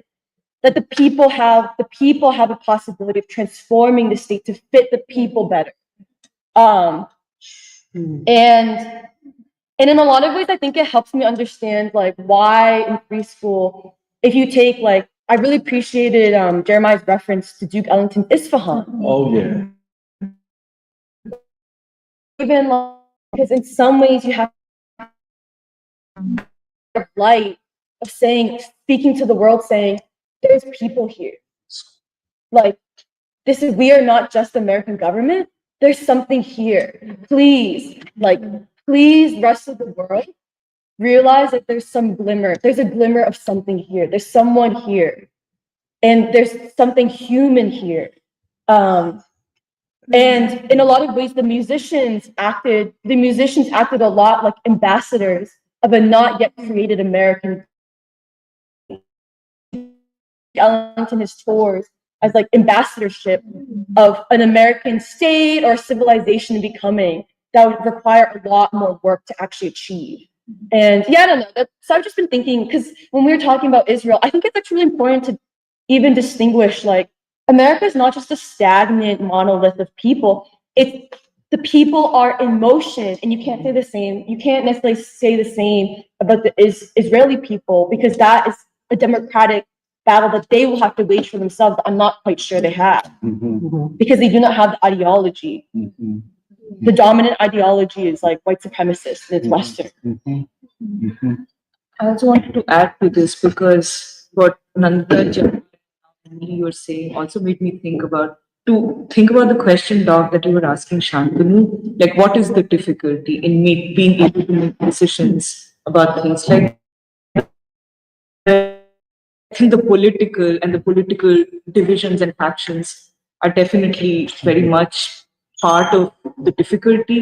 But I think there is also that question of civilization, because we've said in Free School many times that Trump has some idea of being a savior of white civilization in this moment, and he has some rhetoric where that's what he's aiming to do. But the question that I have right now from this discussion is also, it is hard to really talk about what the essence of white civilization is and why is it a civilization, because I think what King would say, and when he says that, the technological and scientific progress of man has basically outpaced his moral growth, it also makes me think that the way that Western civilization could be understood right now is that it has taken the means of civilization, or means or the process means for the process of civilization, and made it into the ends of civilization. And even that thing that you said of Israelis basically being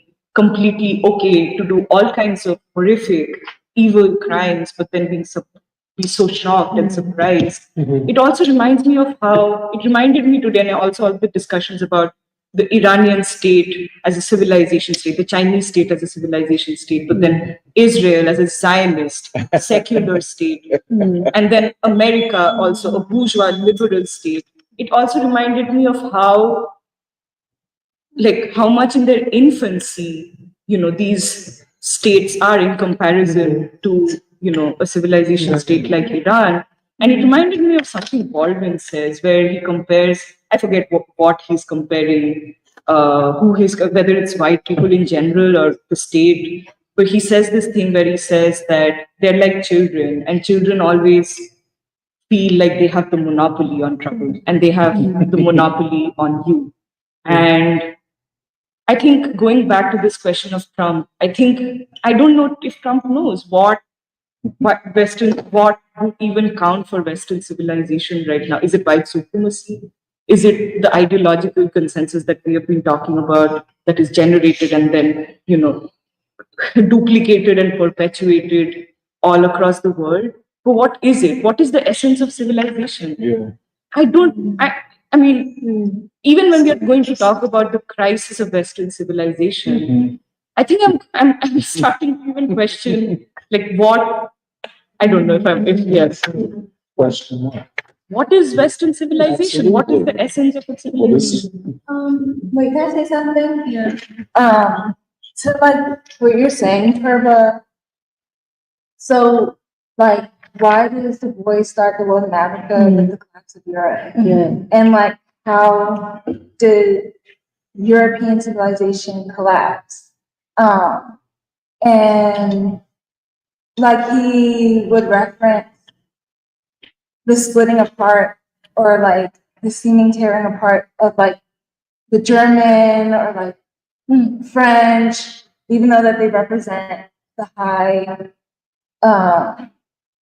like the high ideal of art or something at that particular point. But like you had said in the,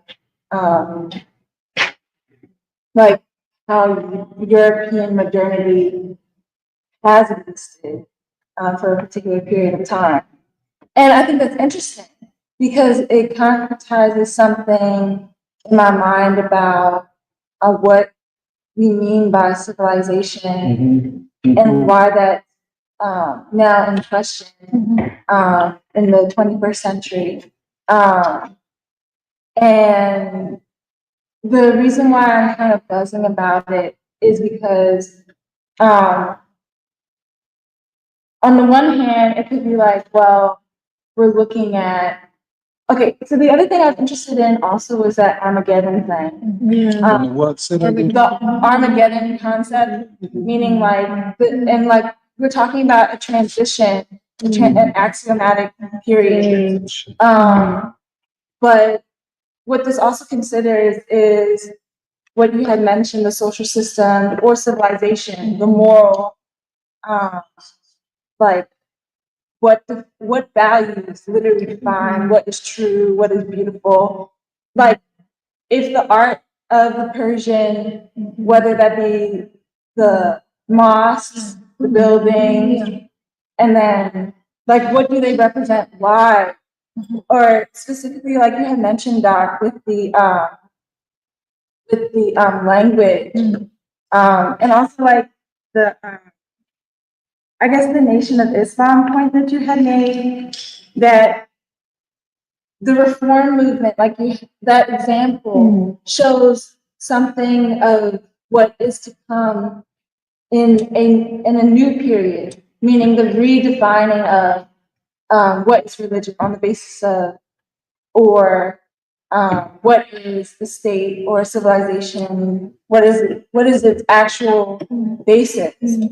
And the Afro-Asiatic reconstitution concept that we talked about a lot also is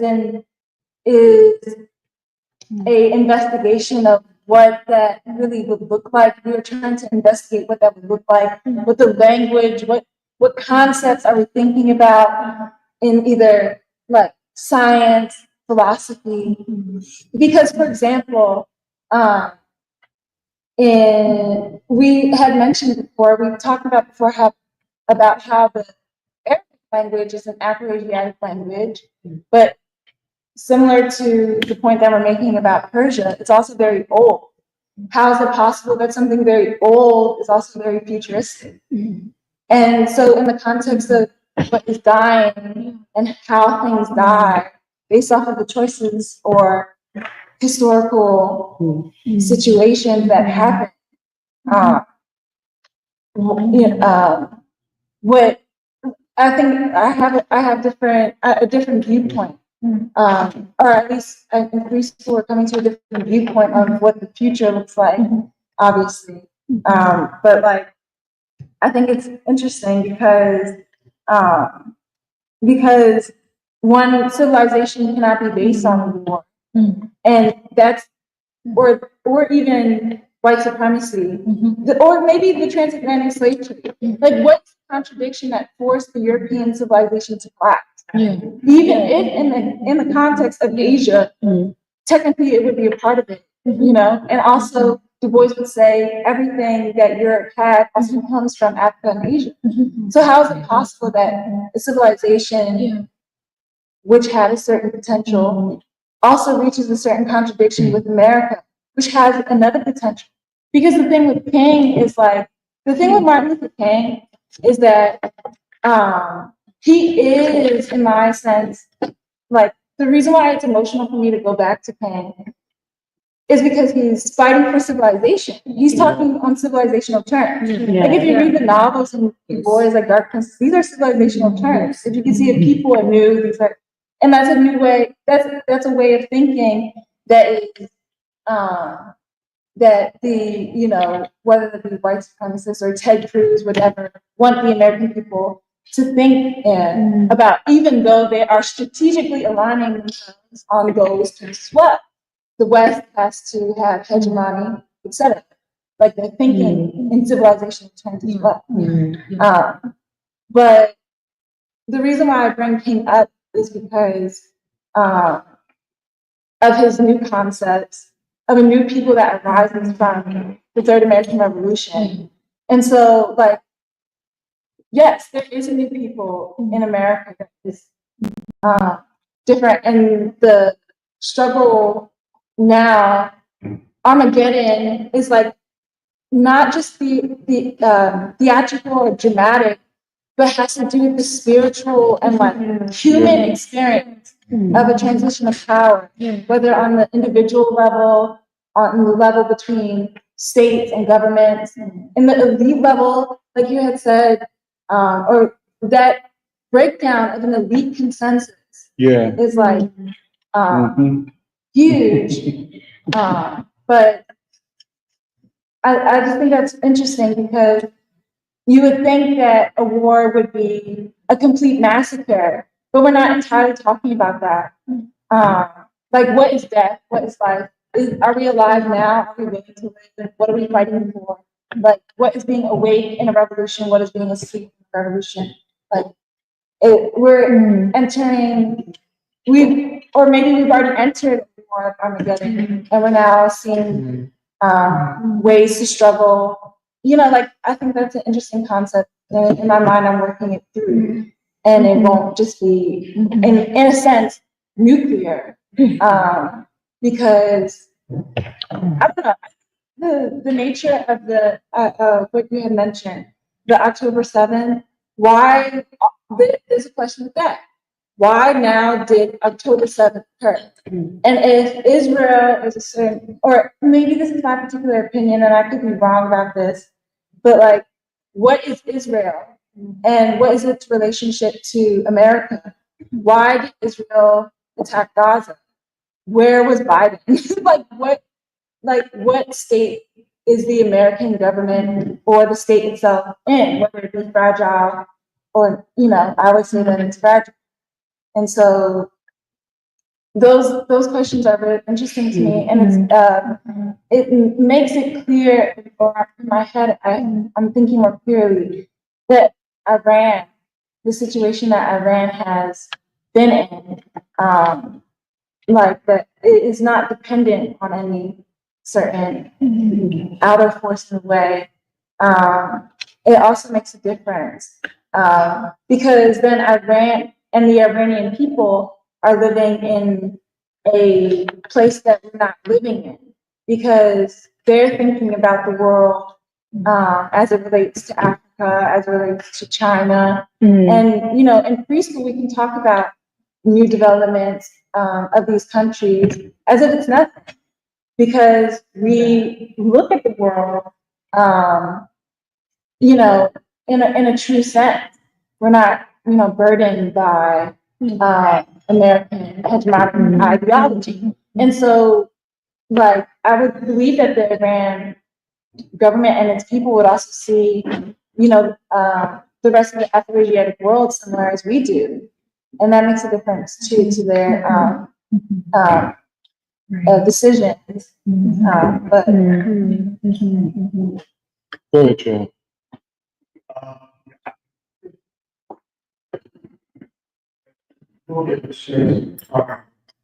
Speak up just a little bit. If you see what was transpiring right now in the theater around Persia, in terms of the ship, I think it's very important to consider.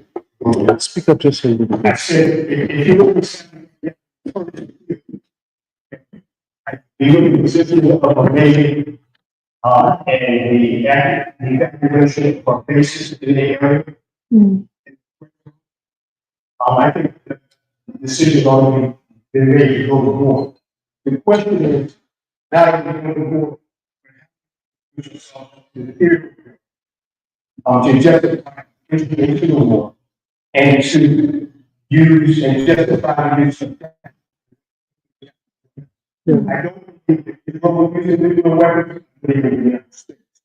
And they will use it, the same reason, if you look at the Truman nuclear doctrine, the president is going to war a good job at the military practice is to reduce the loss life. And that was the reason, the truly was this reason for the government, the Roosevelt Act. So I'm going to choose this war, but I for us to get in a war, not nobody was we need to get attacked. So this is going to be that's how we're going to get in the war. I also believe if we're going to use they have to use the government, there's the mass. Remember, soldiers. And it's not, so, how do people use the tactical weapons? And we have to get that right. You see right now, what's going on, guys? The weapons, France, Germany, Britain, the Spaniards, all required in the last 4.5 years, including the Swedes, including the Norwegians, the West, which represents basically a billion people, they have no problem with going there. They capturing the weapons. And when we did that, they talked about, I think it's the military station, they were saying right now that America has enough great new troops to make it a dirty bomb. So if they can use a dirty bomb, using a dirty bomb, in this conflict against the United States, it will start to convention, but it will, as an attempt, you'll see a dirty bomb, and you'll see a dirty bomb used by the Iranians. That is an excuse now to use capital weapons. I have 75% trying to nag it because it's a short war, limited. I've said Israel's behind, shouldn't have to use nuclear weapons. And now, do something, because we're not going to use, I'm going to use tactical weapons. And that's enough to render the Iranian military installation.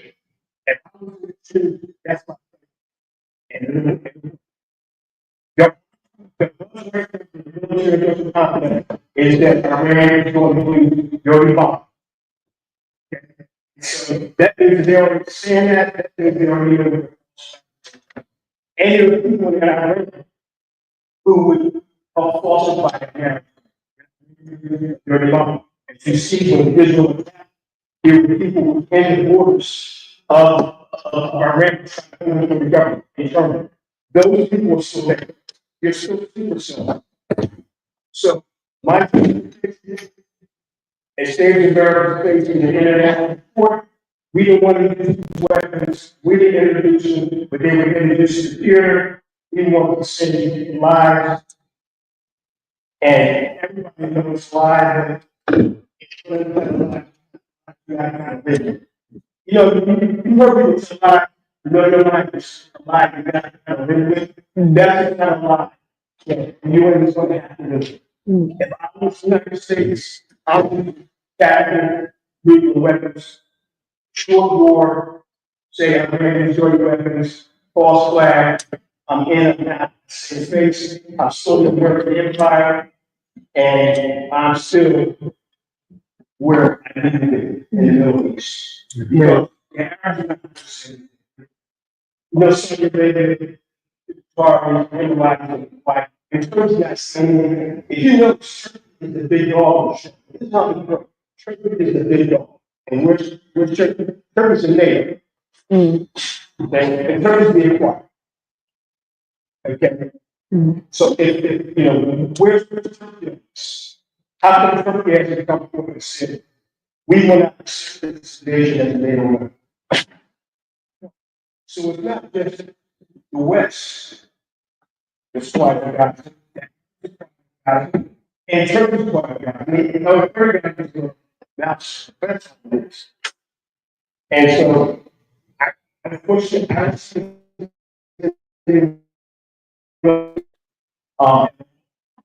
definitely use the true nuclear.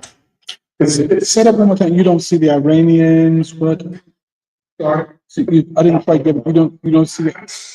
Because the introduction of tactical weapons on the United States, it came to the bad things. That's an interesting question. That is the big. Yeah. You say things. Yeah, I don't know if I could agree completely with Joe, but I'm not sure if Trump is really hesitating or if he's trying to put on some kind of appearance of hesitating. Because yeah, the question is, have they already made a decision? My instinct is that, which may be wrong, but my instinct is that what Trump really wants is an easy war, and not even a question of whether to go to war. My feeling is that he wants an easy war, a war that he can claim victory quickly. But I think what they're scared of, this is an interpretation, but what they're scared of is getting drawn into a long war. And in that situation, I could see Joe's scenario playing out in which the US, yes, stages a false flag and then says, oh, we're justified using tactical moves. And then trying to claim an easy victory to a short war. But I think if there's any hesitation, this is my interpretation, if there's any hesitation, it's more that they're not sure if they can actually achieve that in a quick way. And whether that's Trump himself or the kind of apparatus of people around him, that to me seems like it would be, I don't know, a major consideration. But I don't Well, seems like some of, like basically the balance of forces are both, I guess, like the military like aspects, but it seems like the main reason why it would need to be a short war is that if it becomes a long, protracted boots on the ground war, that the American people would not stand. Right? And so if there's going to be, I guess, military action, it needs to be fast enough that basically I think the people are not able to mobilize, or the assumption that the people will not be able to, I guess, respond in that time. And I think I was thinking about like Netanyahu's leadership and then I guess like the Trump administration's leadership. And I think like the point that you were making, Emily, which is that the American people and the Israeli people, or the American and Israeli states are in a symbiotic relationship, but they're not the same. So, like I think they are different. Because like Netanyahu has been prime minister for like 18 years. He's been very unpopular. I think actually a day before like Israel struck Iran, there was like a vote in the parliament to like dissolve the parliament potentially. And it didn't happen. But basically Netanyahu, I feel like, has been widely unpopular like for over a year and a half. There have been like basically like democratic forces in Israel on the streets trying to remove Netanyahu, and yet all of that has been like basically ineffective.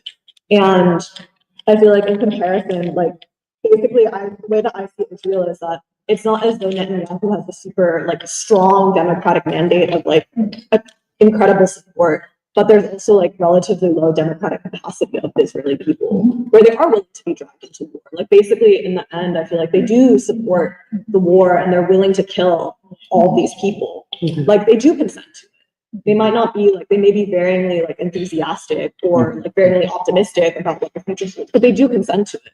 And I feel like the difference is that in the American people, like Trump did have a democratic mandate, but that mandate was for peace. And I think that betrayal has like much bigger consequences.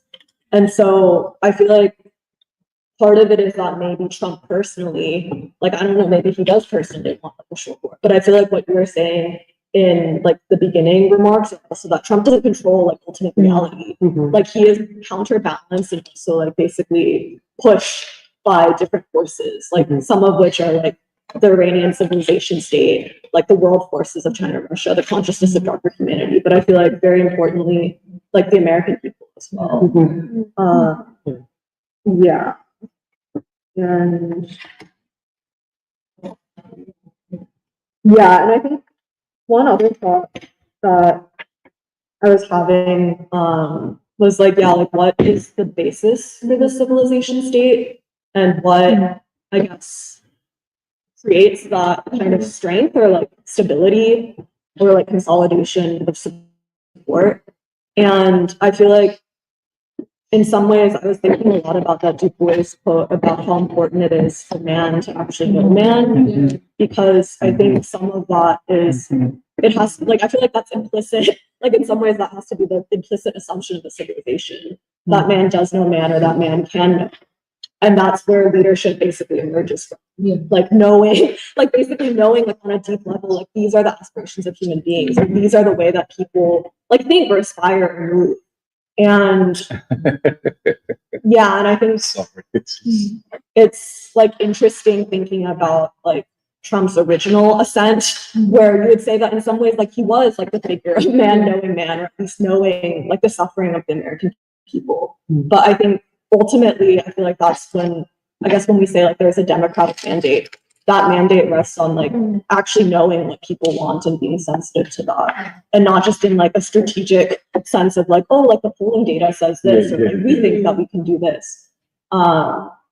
And I feel like that's the basis on which any American civilization would have to land. But I feel like then it gets murky in the question of like what actually is this civilization. And I think what you were saying early on about people like Ted Cruz or Lindsey Graham, who maybe want to like basically lift up or be like white supremacists, or like they want Western civilization to be on top, but inadvertently, because of, I guess, their assumptions, they push things too far, and they might actually inadvertently cause the collapse. Yeah, that's right. And I feel like that's kind of the sticky or like strange situation of maneuvering, where like even with Trump, who wants to like, I guess, say like, oh, Western civilization, like our values, but then is attacking universities.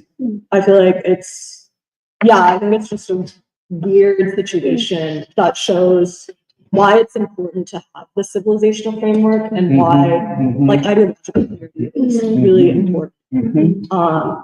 Where you can say you might actually want certain outcomes, but if you don't know reality, or if you don't know man, like you may not achieve what you actually want. Go ahead. Sorry, can I just add one thing related to that, which is, I think I agree with everyone that the Israeli people and the American people are not the same, but there is an important connection, both practically because so many Israelis are literally from America, and they kind of bring certain like white supremacist attitudes and worldview into Israel, but that to me, the ultimate connection is that Israeli society presents a choice to Americans, which is Israel shows literally the actual endpoint of what a completely overtaken white supremacist society looks like. And for the American people, it presents a choice of like, is that ultimately the path that you want to go down in this modern world, in this time, in this period of history? Like, is that really what you want? And it's basically a choice that, yeah, like white people have to face, that all Americans have to face. Like, is like what Israeli society has become, is that what we also ultimately are agreeing to become? And I think that enough people in the United States do not want to become that. They do not want to become what the Israelis have become. And I also wanted to add, I guess, to this question of civilization and what is the foundation for civilization, which we're talking about, which is the kind of two things, which is the concept of martyrdom and the concept of eternity. And to me, it seems like we've been saying, part of not just the contemporary Iranian society and the people, but the idea of Persian civilization, of this kind of complex of civilizations in West Asia, is the idea, whether you get it in the Islamic world or in the longer history of Persia, in Asia in general, is the concept of martyrdom, which I think is very foreign. We should define what martyrdom is. Right. It's purposeful death. Yeah, purposeful. Not just purpose, and as such, eternity. Yes, yes, and this is, I think, a very foreign concept to many Western peoples. Absolutely. Which is very interesting and strange, because you could argue that the whole basis of Christianity should be martyrdom, but most American Christians have, or I would say white, what I'm familiar with, which is white Christians, or like that kind of mainstream American Christianity, has no real concept of it. And actually, it made me think about Blaze's forthcoming article and the upcoming avant-garde issue, which is about John Brown. And really, if there's to be any enduring idea of martyrdom, like in a real substantive way that emerges from the American people and from American history, it is through the Black freedom struggle. And it is through figures like John Brown, but not just Brown, but all of these people who we do see as martyrs in the kind of long history of the struggle for Black freedom.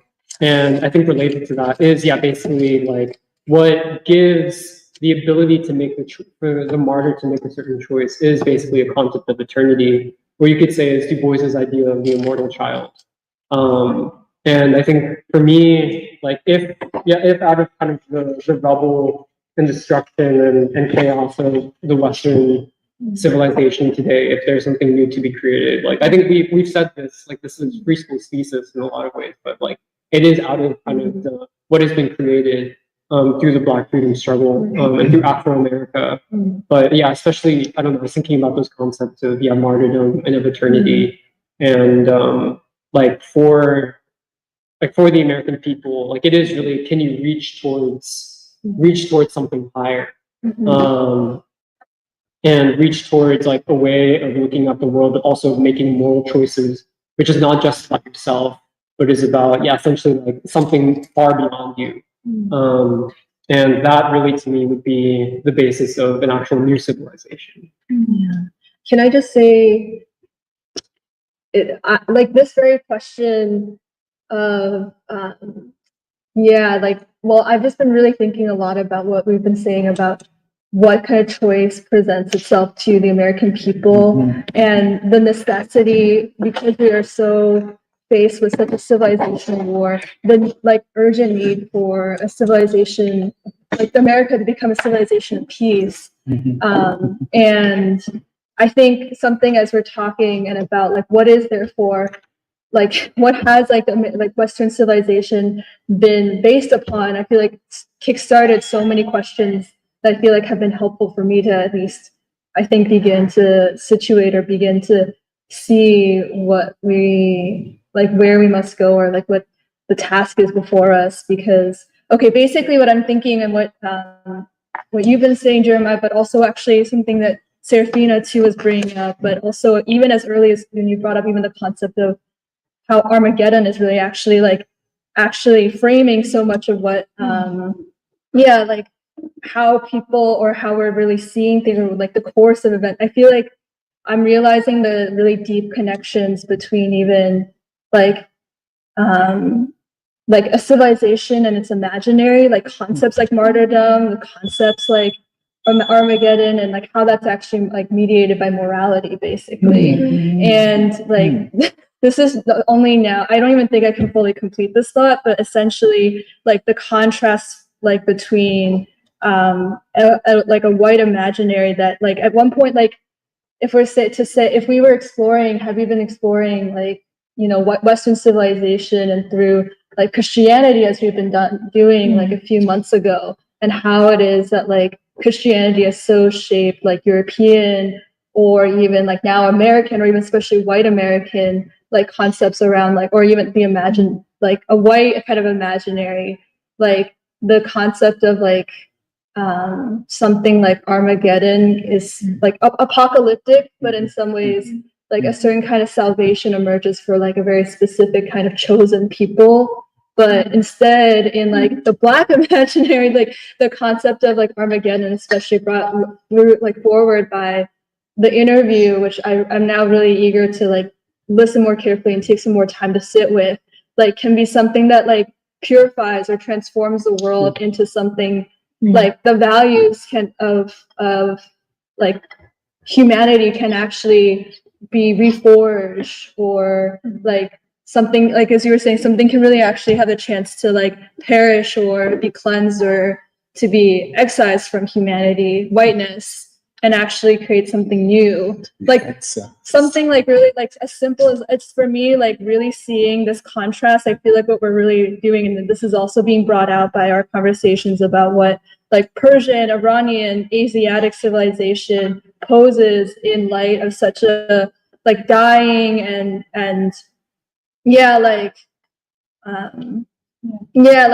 sickened and deadened like outcome that is Western civilization. So like grotesquely embodied by Israel, and like maybe the Israeli imaginary is something that I would never want to really investigate at this point, but I have a sense of like what it does to a people's capacity, a people's morality, and a people's and so I'm just like really thinking about all of these different like things that we've been talking about for so long, but how real it basically poses, like how real like it actually as a way basically for people to be making moral choices. It's also because I have like recently actually you guys inspired me to go to Washington DC to like check out the Elizabeth Catlett exhibition, and actually I went over to the nearby Smithsonian American Art Museum hoping to like continue and see some more good art, but then it made me actually sit in front of a lot of like I had to ask myself, what even is like American like civilization or American art or the American imagination without like Black folk? And it was like really actually disturbing or underwhelming because there was actually a very specific genre of paintings or works of art from the last century painted by specifically like the ones that were most striking. It was actually a small collection dedicated to visions of Armageddon and apocalypse, like from American artists. And the ones that were so strange and foreign to me were the evangelical artists who, like, I think had so many, like maybe they were self-taught artists, and these artists I've never heard of, these white artists, but their visions of like hell or like, this fervor that gets cultivated when I guess like Christianity and whiteness like so I guess congeal in like this form that I really wasn't that familiar with, which is why it was just so like jarring to me. But then for that to be one kind of vision of like what like a struggle, a moral struggle, a civilizational war like can look like versus like the concept, how it I guess exists in like something even like when Baldwin talks about like the fire next time or even the fire this time, like something actually can actually bring something like to light or like birth something new, or to actually be a final stand as we've been describing of the forces of good to triumph over evil, or like something like a 6,000 year rule of white supremacy to come to an end and actually be the like beginnings of like a new world. Like that just to me was like the sharpest contrast. And I think it's only now that it's like making sense to me that there is a need for what we've been talking about in terms of the imaginary, but only if it's mediated through like civilization and morality. I don't know if that all makes sense because there's a lot that we've been talking about. I just want to add something to what you're saying, Kathy, because I think the imaginary is also maybe another way to say, like, what's the theology?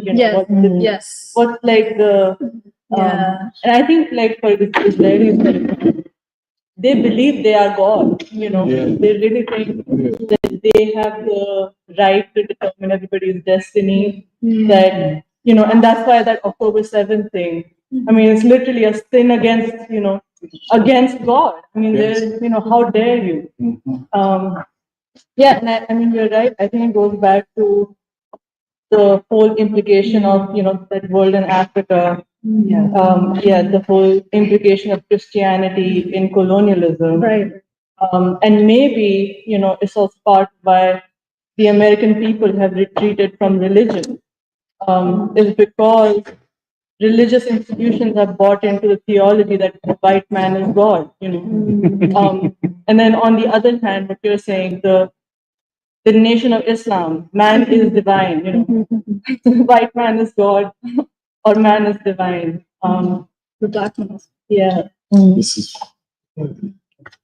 I was thinking a lot about what you were saying about the concept of martyrdom for civilization and a basis on which the Iranian people are continuing to move forward and what that demands of us as American people.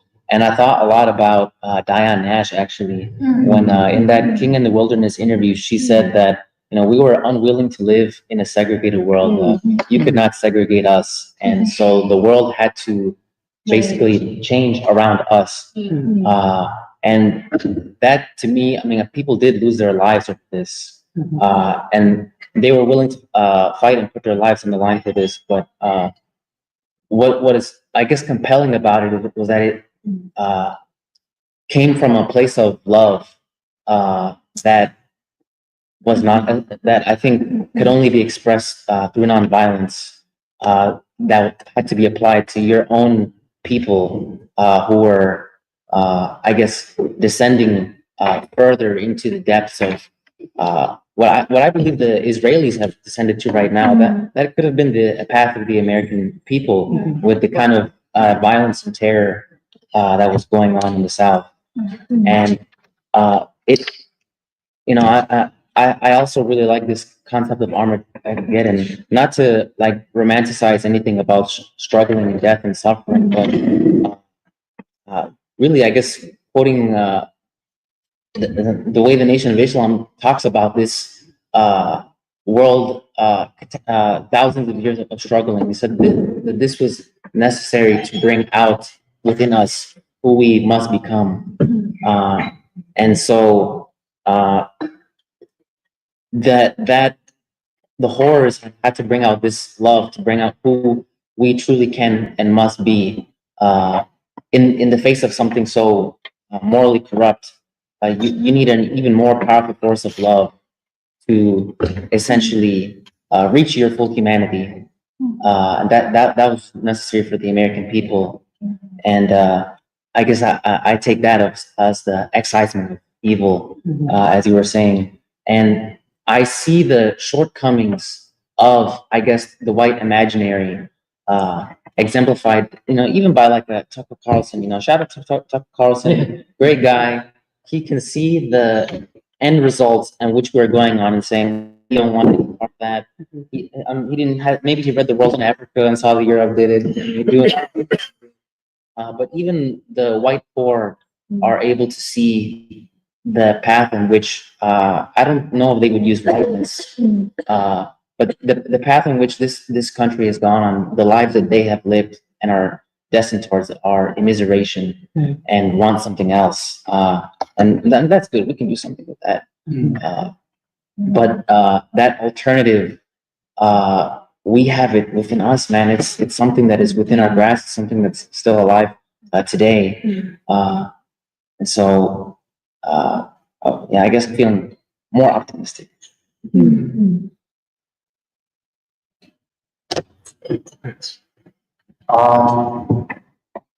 I guess, in this for I think what you said, sometimes I can focus too much on the geopolitics. I find that to be fascinating. But my takeaway was, related to what Kathy and said about the imaginary and sort of the inner life world of who are deciding this future is what I've really taken away from today, especially the Iranian people, the American people. And, to what Eddie was saying about nonviolence and how it links to the imaginary, we're talking about Black religion and we're talking about Black music. We're really talking about the internal striving that's unspoken inside of people, that's given a concreteness into art or religion or spirit, or whatever you want to call it.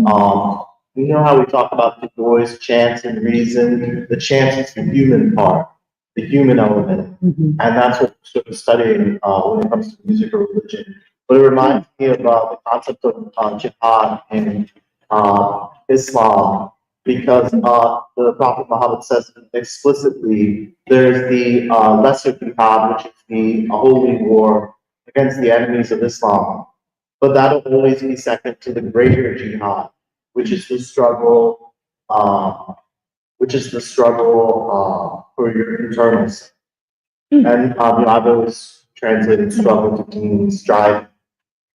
And then, lastly, when in the Quran they talk about the hypocrites, and the hypocrites are a group of people who were part of the Muslim community but didn't really believe in the Prophet and couldn't be trusted.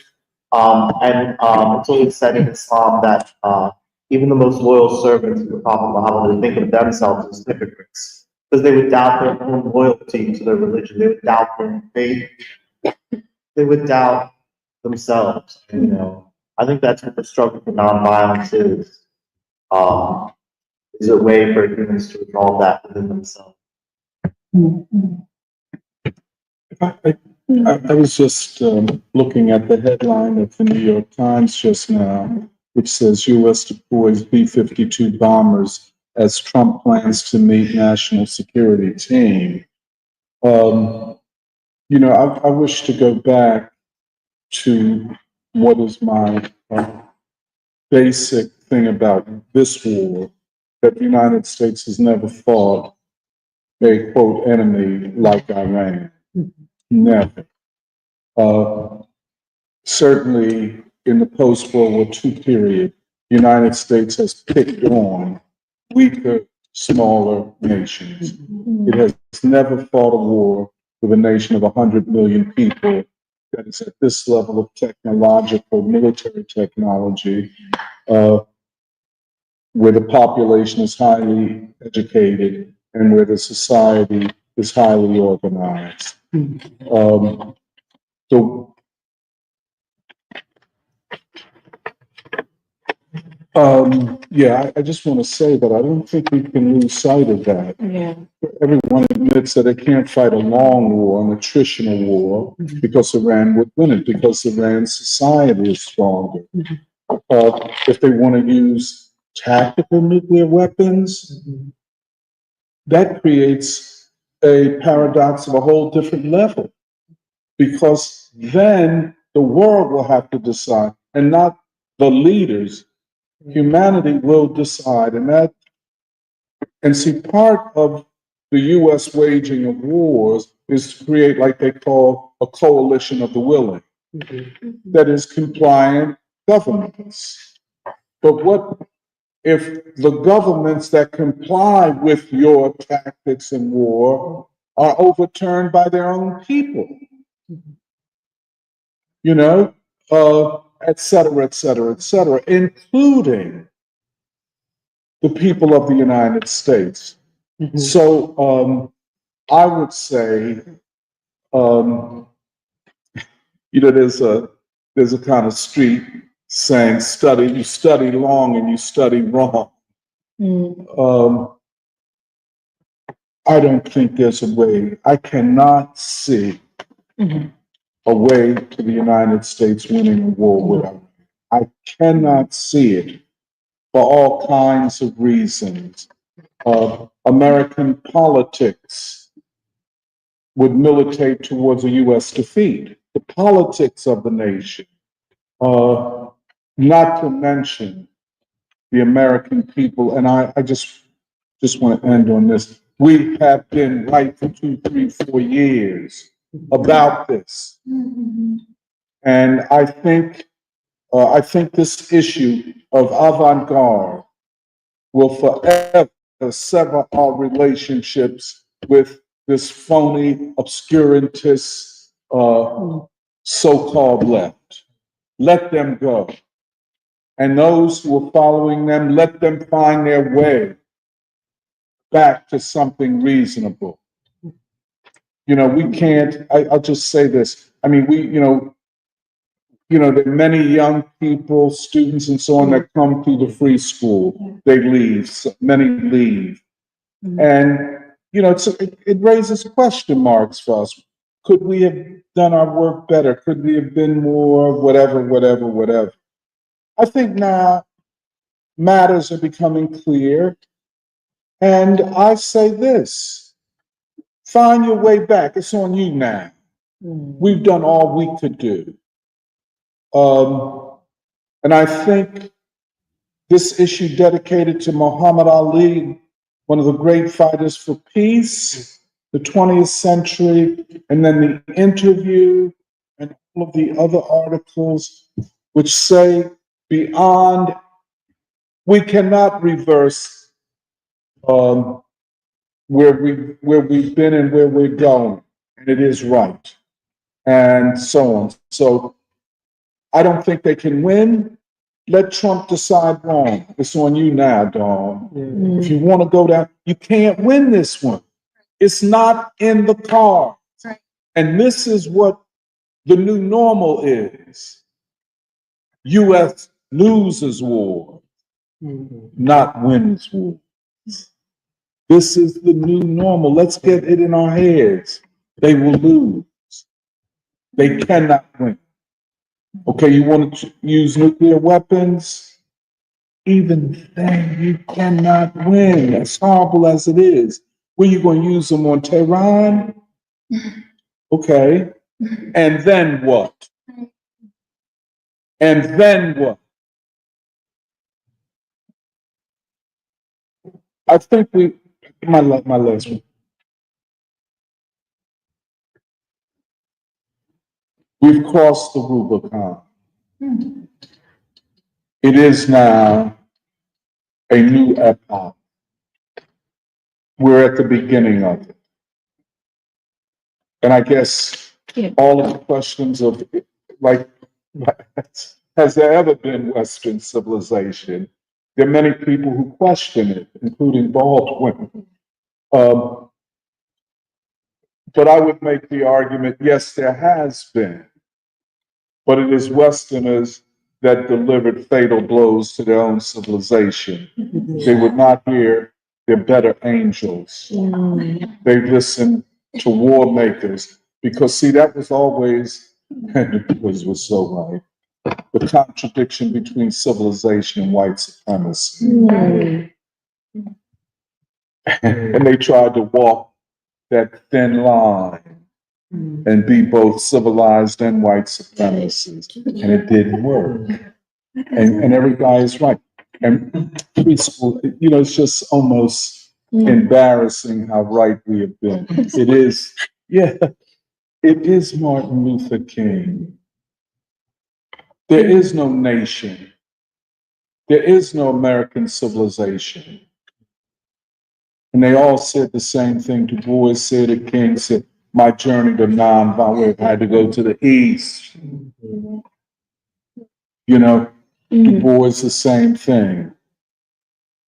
And get us. Yeah, like to the thing you were saying before about the shared illusion about even the possibility of US going ahead and actually being able to achieve what it claims to, but at the same time, I think it's there's this complete inability to accept that because recently there was this article by Richard Haas who was the former member of the Council of Foreign Relations, I think, and he's sort of putting it like he's trying to say that Trump has this chance now to offer Iran a way out, but what he's really saying is that it's impossible for the US to go ahead, and the best that we can do now is to offer them a dirty deal, like they did back in the 80s.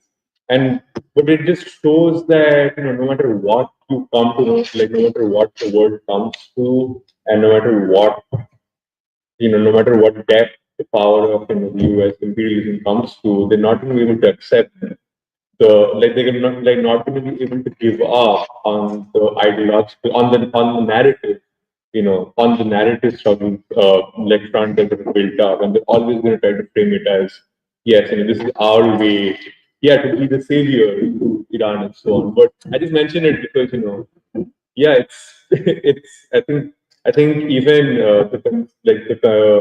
the consensus among foreign policy and all of the neocons and even former neocons. So there's clearly this, it can't hold even among them, but they're trying to find, it seems like they're trying to find every way possible to give it spin so that, you can actually take out, because nobody wants to go into this. It seems like, anybody who's reasonable, doesn't want to go on with this plan, but they're not going to be able to humble themselves. Yeah. Yeah, you also made me think about that the other reason Du Bois is so important, not just the civilizational worldview, but even this concept that you have to have a scientific assessment of a people and the state and how things are created in the modern era. Because actually, even the raising of king, like, if you're doing a scientific assessment of America and the American people, I mean, you have to account for king, which is also why, and to account for him or not, can also determine where the American people go from here. Like whether we will see that we can achieve an alternative state, alternative civilization or not, or become astray, like lost in the wilderness. I'm not as good as pulling up biblical references as Jeremiah, but I use them wrong. But I mean, it's the same thing with Iran. I think, like, I'm no expert, but I mean, Iran didn't just fall from the sky. Iran is not Persia. Iran is a modern state. It is like a modern state, just like the Chinese state is a modern state, chosen different. In some ways, have chosen different like sciences or philosophies maybe, but at the end of the day, they're both civilizational states. And the Ayatollah is just one construction of the state that comes from that it's like it's a result of one revolution that comes after many previous revolutions of the Iranian people for a modern state. You know, like and in some ways, maybe I conflate things with China too much, but China in some ways is my only solid reference point for some modern constructions where, like, similar to China, you have this very long dynastic system. Like, I don't know if you can call the Shahs. I think, yeah, you can call the Shahs a dynasty, where the dynasty has lost legitimacy of the people. It is still a rich civilization, and then you have, you know, different forms, different attempts at democracy or modernity, with Mossadegh, and then later with the Ayatollah.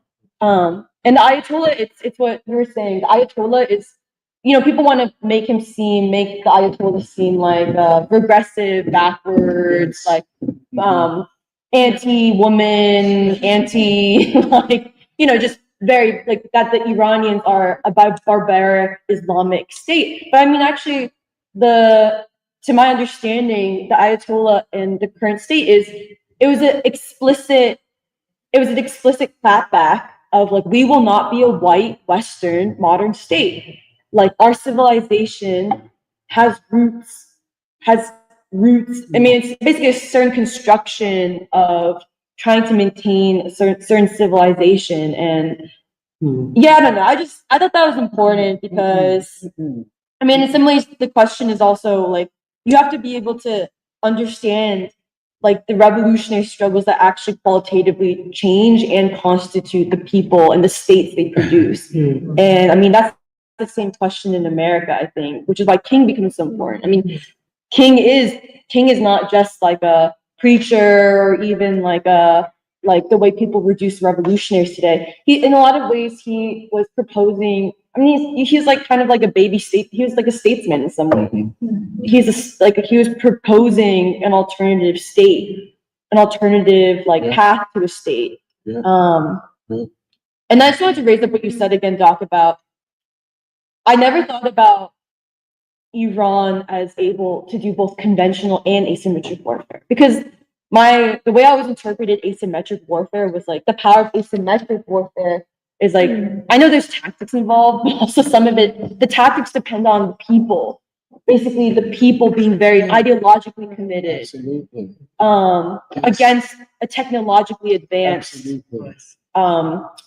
enemy or see, side. conventional warfare is the state conducts it. You know, we usually think of asymmetric warfare as people's war. Yes. You know what I'm saying? So the United States cannot wage a people's war because the people don't support the state. You know, so Iran is able to wage both. I mean, there is no way conceivable that the United States can defeat Iran, even using atomic weapons, because they are limited. You know, you understand what I'm saying? And the American state will collapse under that for all kinds of reasons that we know of and don't know of. But yeah, the people of the United States do not want war. Trump has betrayed his election mandate. You know, to which I said, well, go ahead with your bad self. Since you're so smart, let's see where it leads you. And it's obvious where it's going to lead. It's not even, to me, it's not even mysterious. You know, you can't defeat Iran. I don't even know if these 30,000-pound bombs, whatever you got, can penetrate Fedor. But suppose you do. But what about all of the other underground sites with all of these missiles? And you attack Iran with nuclear weapons? Well, that's the mandate to destroy Israel. You hit Tehran with nuclear weapons? Well, we'll just wipe Tel Aviv out with the quickness. I mean, if that's the quid pro quo, if you want that, you can have it. But, and here I agree, that will be the last war the West will be able to fight. The last one. And they, I mean, just, you know, it's not like they've won wars. I mean, they've caused a lot of damage, but they haven't won shit. And this one they can't win. Oh, good.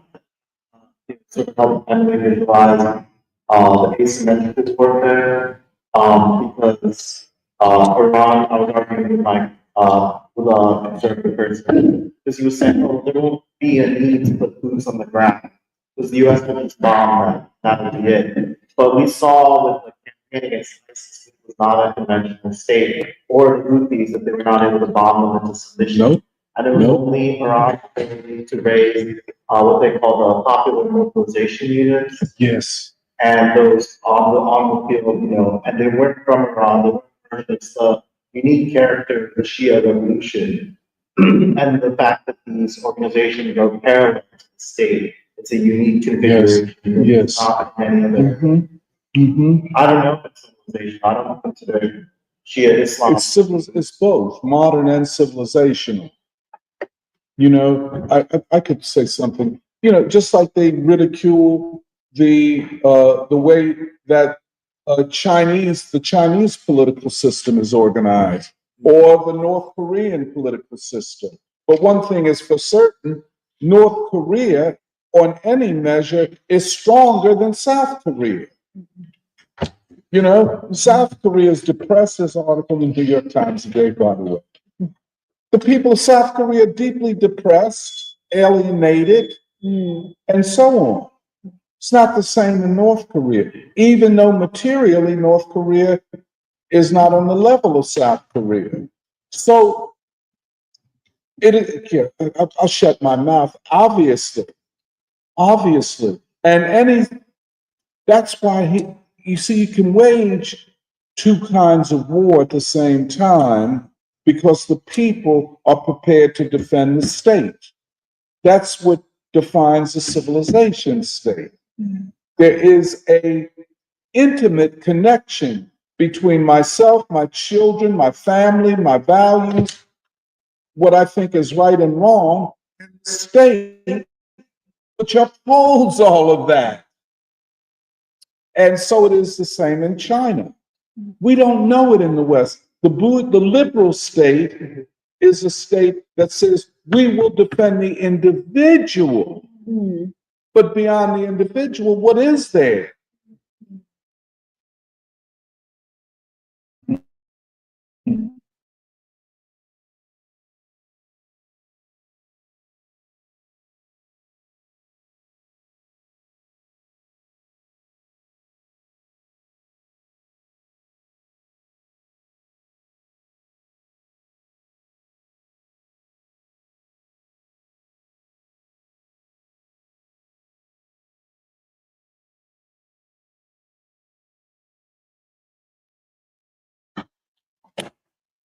So I just wanted to, actually a lot of what I wanted to say was already covered by Kathy and Samir and Eddie, but I kind of wanted to bring it back to a point that you had actually brought up in last week's free school where you brought up, Doc, if religious movements were more effective than secular movements.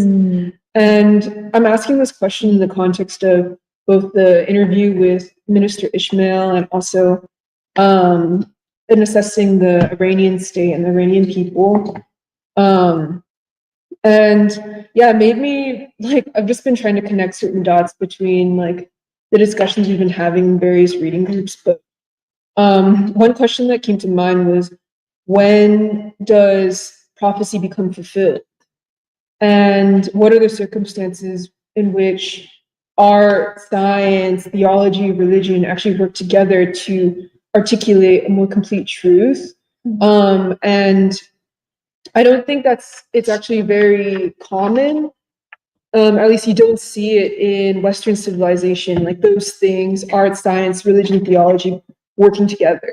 Yeah. But it is common, and it seems to be part of not only like free schools political practice, but also in like examining like Black gods of Black religion, there is this like cohesion or compatibility and synthesis that's happening across each of the disciplines, which you could say is a scientific endeavor, or an expression of perhaps like Du Boisian epistemology. And yeah, it made me think about like a question that was brought up during the Bandung reading group on Wednesday about what did Du Bois unleash by calling out the soul strivings and the role of soul strivings. Like, what did he unleash in calling that out in the realm of science?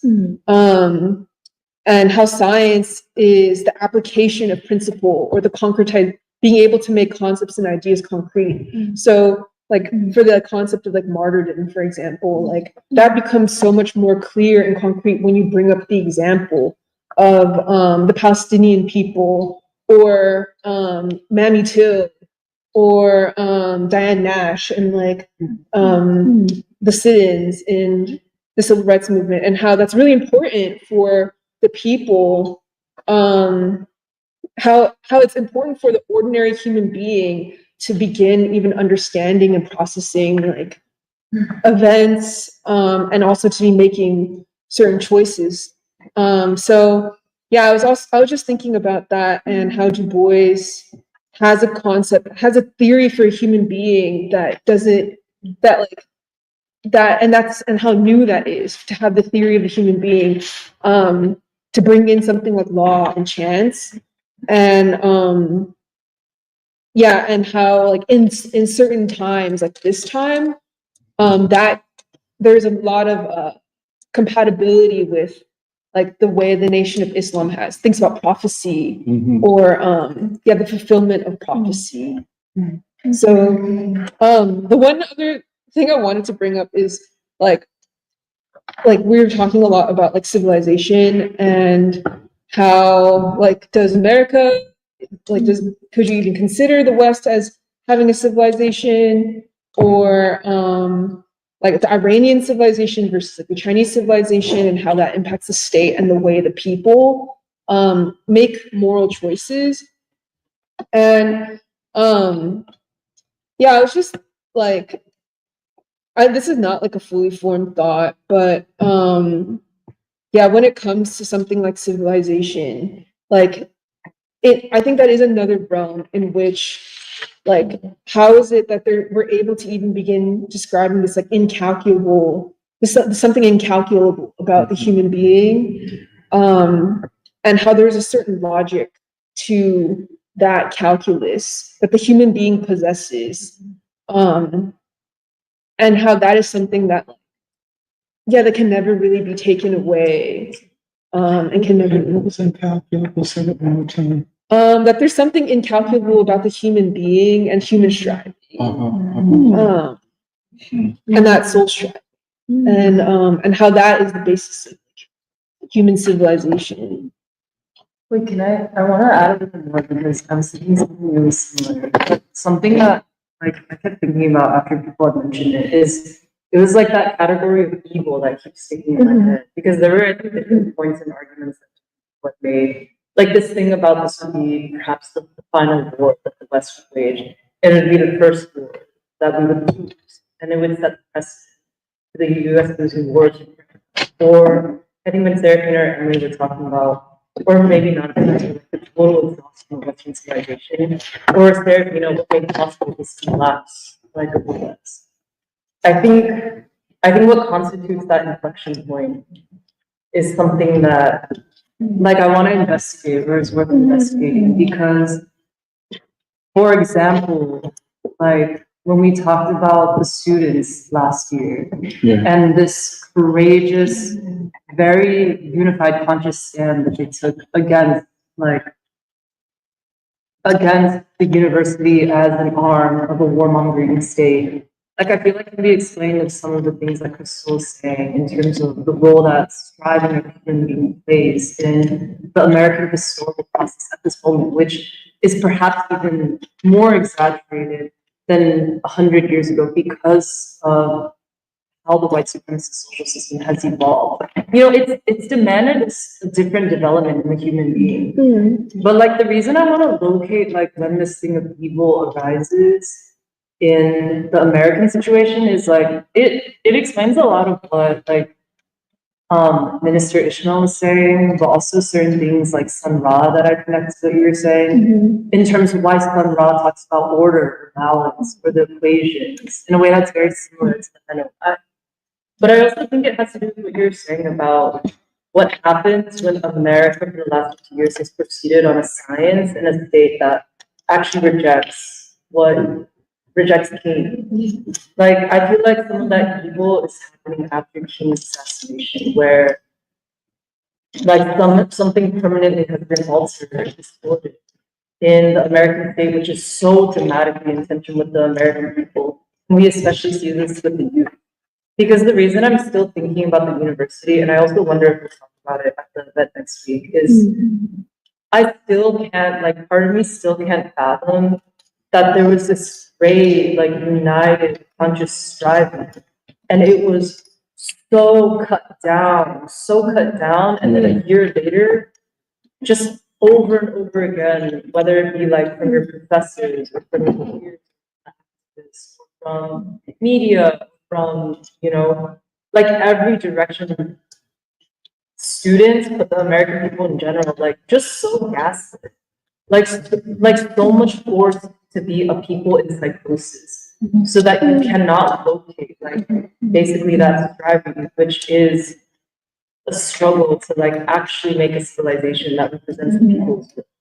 And I think like, so I never really thought in this category of people, but like it's very helpful for me for some reason, because when we talk about what brings a civilization to the brink of exhaustion, and like let's take a look at Europe. Like, are the European, would we say the European people are still struggling to like remake their state? Or is that like remake their civilization? Or is it just an exhausted civilization that will depend on and a struggle outside of Europe that can then revitalize or renew Europe?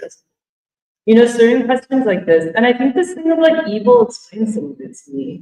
When we talk about like, I think it's really important when you said that we have to remember that the American people and the Israeli people may possibly share more differences than similarities, or like are very distinct people, because even when some people at the table are like talking about the psychology of Israeli people, it's actually, I'm very impressed because it's very hard for me to resonate with, because like I don't know if I can put myself in the Israeli mind, honestly. Like that level of depravity is like unrelatable to the American reality. And so like when we talk about the Israeli people as people who have maybe lost the battle to evil, a people where like evil has sunk so deep into their civilization, there's just something that like helps me articulate the American struggle or American process better, like with this category. And I think it's also a lot of what, for example, when we studied so deliberately Ellington Mingus Sunra, like that chronology really tracks this thing of evil, where, for example, Mingus was locating evil as the white supremacist, like superstructure, for him very concretely the commercialism, or like what it does to the black artists. But then with Sun Ra, like evil is in evil is in the consciousness, it's in the spirit. Evil has tainted the soul. And yeah. Well, I just want to add one more thing to that, because it just makes, like, I feel like we're living in a time where, like, legends, myths, heroes, like that, those types of stories, and you find it in music, you find it in theology, you find it in religion, you also find it in fairy tales, become more important. And I was thinking about this, especially in the way that the knowledge symposium or the research symposium is also trying to reach children and youth, and how oftentimes, like, that is where, like, some of these concepts are first introduced to a young person who doesn't have a concept of, like, the CIA or the state, but, like, can understand it in certain symbols or characters and stories.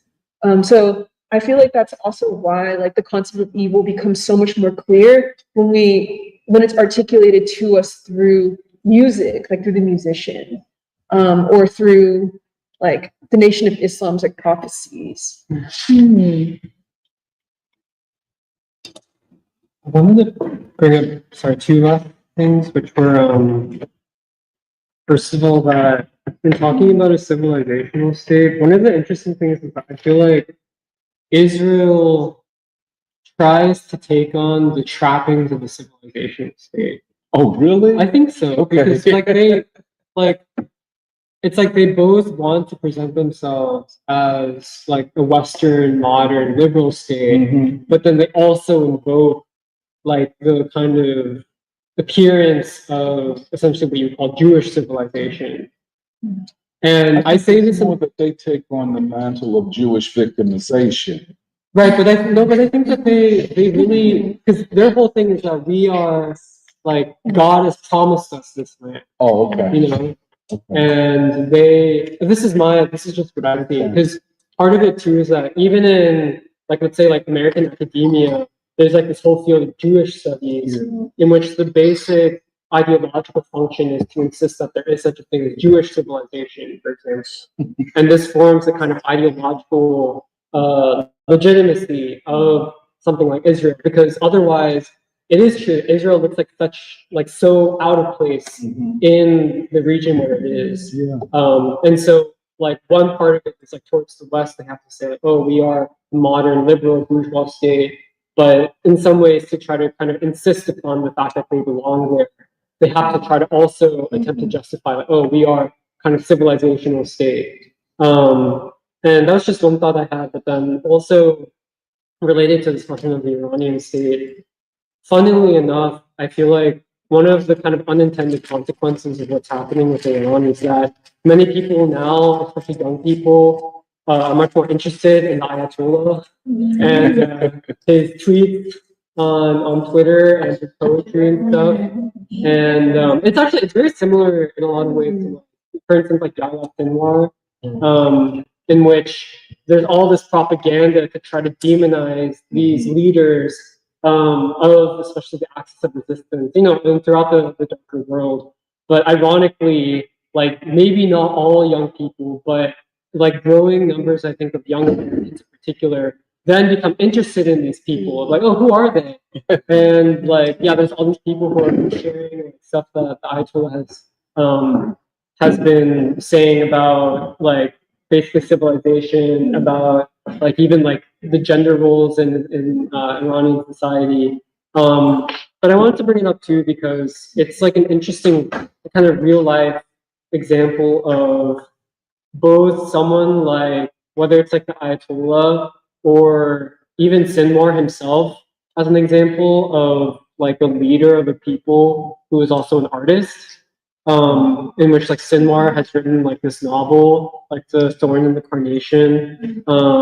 And it's interesting because I was reading this speech that the Ayatollah gave last year, which was about basically Persian poetry. And he was talking about Iqbal, and he was talking about all the influence of Persian poetry upon, like, the kind of world civilization and stuff, and about how poetry is one of the kind of ideological battlefields of the modern world against especially the onslaught of Western media. And it's very interesting to me how a lot of these leaders in the 21st century, who otherwise are kind of like Emily saying cast as like kind of backwards, actually like they embody a new kind of archetype of what leadership looks like in the 21st century in the darker world of leaders who are both politicians and statesmen, but also poets and artists as well. Very similar to, in a lot of ways, you could say like King as like not just a leader of a political movement, but as a spiritual leader, and as a poet also, and as an artist as well. I have a small question about the first point that you made, which is that do you think that the identity of the people living in Israel matters in the context of this Jewish civilization that they're trying to portray? I'm specifically talking about. You said if it matters? Yeah, if it matters, essentially how a majority of Jews in Israel are not Semites. They come from different regions. They don't have an actual connection to the kind of history that they're invoking theologically. Does that matter? Why? Does that matter in them?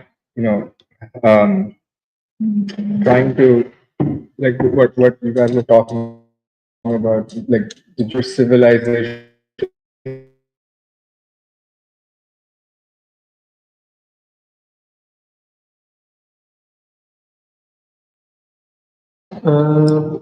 I mean, I think so. That's why they're so insecure about it. I feel like it's like, because it's funny because you'll see these videos of Israelis being interviewed, and they'll be like, God promised us this land, and then at the same time they'll be like, oh, I don't believe in God. Like it creates like these like kinds of people who like are literally like walking contradictions, and like they say one thing because they want to justify why they're there, even if it came from like, let's say like Brooklyn or something. But at the same time, like they're trying to invoke like this kind of larger, grand like idea of like, oh, we have been promised this, like we are part of like like this long tradition of like Jewish people or whatever, who have these supposed ties to the land. Maybe we can do comments. Okay. We have a lot of comments, but I'm only going to read some of them. Todd, Bombala, Eric Carvalho, Patricia Thomas, Nathan, Baraza, Canvas Mama, many people said good morning, glad I'm not too late, good morning from Brazil. Yeah. Hello all. Patricia said the Tucker Carlson clip was nuts.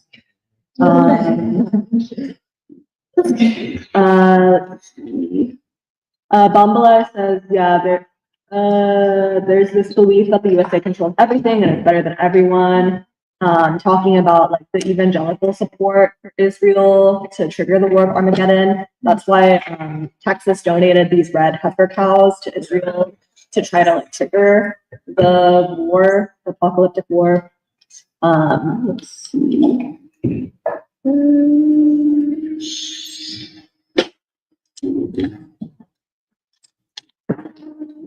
Oh, Eric Carvalho says, in 1989, Ayatollah freed only the Black and the women Americans who were held hostage. Yeah. Now they would call him.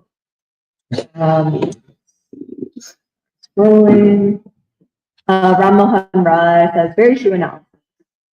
The reason for the U.S. wanting to end Iran is to ultimately stop the Belt and Road Initiative and screwing with the rest of the Shanghai Cooperation countries.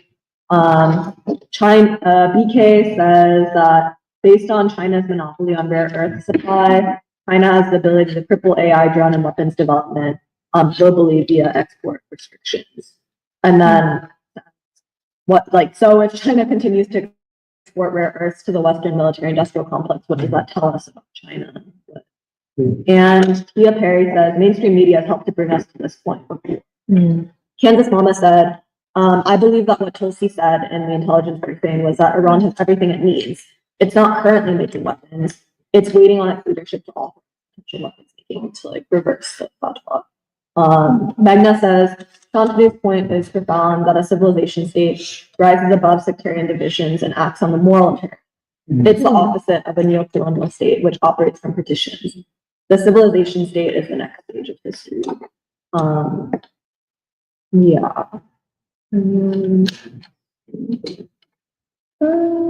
And then Magna said, to Seraphina's point about life and death of civilizations in the War of Armageddon, Minister Ishmael said it would be the elite who would suffer and die bloodily in the war. Quote, it will be a war that they will be destroying their own self. Whereas Black people and people of goodwill would have the room to create something new. And then Kamala says, I just saw a video of a white Israeli preventing an Indian Jew from entering a bomb shelter. Discussing the bombing. Institutionalized white supremacy is high and mighty in history. And then DK says, I can't recall the name, but there's an Israeli cybersecurity firm that currently monitors the energy/tech infrastructure of the US. This would make a false flag, especially given the American and Israeli history of attacking itself and then pointing their finger at it. Kevin Tooley says, there used to be a list published on the internet, but now you can't find it. But the USA has messed with almost every country and had boots on the ground in almost half. And then people are talking about the age of Aquarius. And Jonathan Dillon said, I'm enjoying the conversation and I have a question of context. Is this group religious or affiliated with a specific political movement? Just wanting to understand more. Thanks. Well, I don't think we're an explicitly religious group or affiliated with any specific political group. We got a lot of heart. And then Magna says, this conversation is helping me realize how the civilizational state is a democratic state based on a democratic epistemology of the people, hence the guiding role of revolutionary theology. It reminds me of the interview when Minister Ishmael said, the old isms are exhausted and do not fit the democratic age to come. Yeah. Well, because I think there's been like this discussion of whether, like the way that Israel tries to leverage civilization is like, it's trying to basically capture like the form of civilization of like, oh, there's like orthodoxy or there's like old religion. And then it's trying to marry it, I guess, with like just the brute force like technology of the modern age, but it can't actually be a modern civilization like state. And I feel like the way that it uses, like tries to use civilization is like basically totally cynical and ends up just being like, yeah, for ideological gain. Yeah. Okay, that was the end of the comments.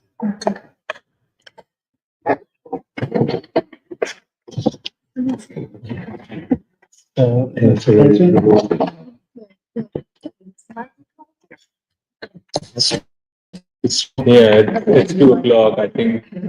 Yeah.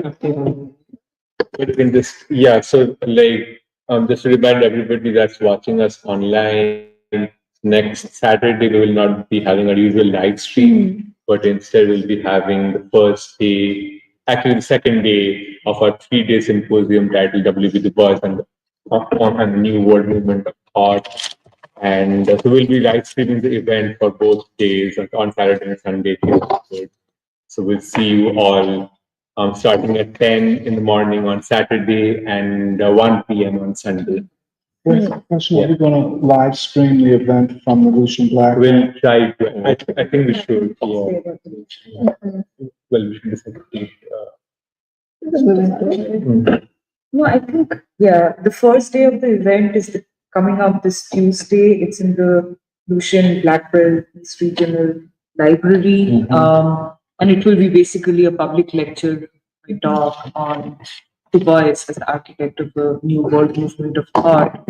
And if there are any updates regarding changes for time because of this crazy heat wave that we're getting warnings about, we'll let everybody know. I think so I think we're mainly concerned because the library will stay open in spite of the temperature, but we're mainly concerned, I think, about asking people to come. But I think we're probably 90% sure that we're going to continue with this Tuesday. But so I think in terms of live stream, we'll either live stream it or record it and then upload it to YouTube afterwards. And we're fundraising for this event and also for the cost of publishing the fourth issue of our. And anybody, please consider donating.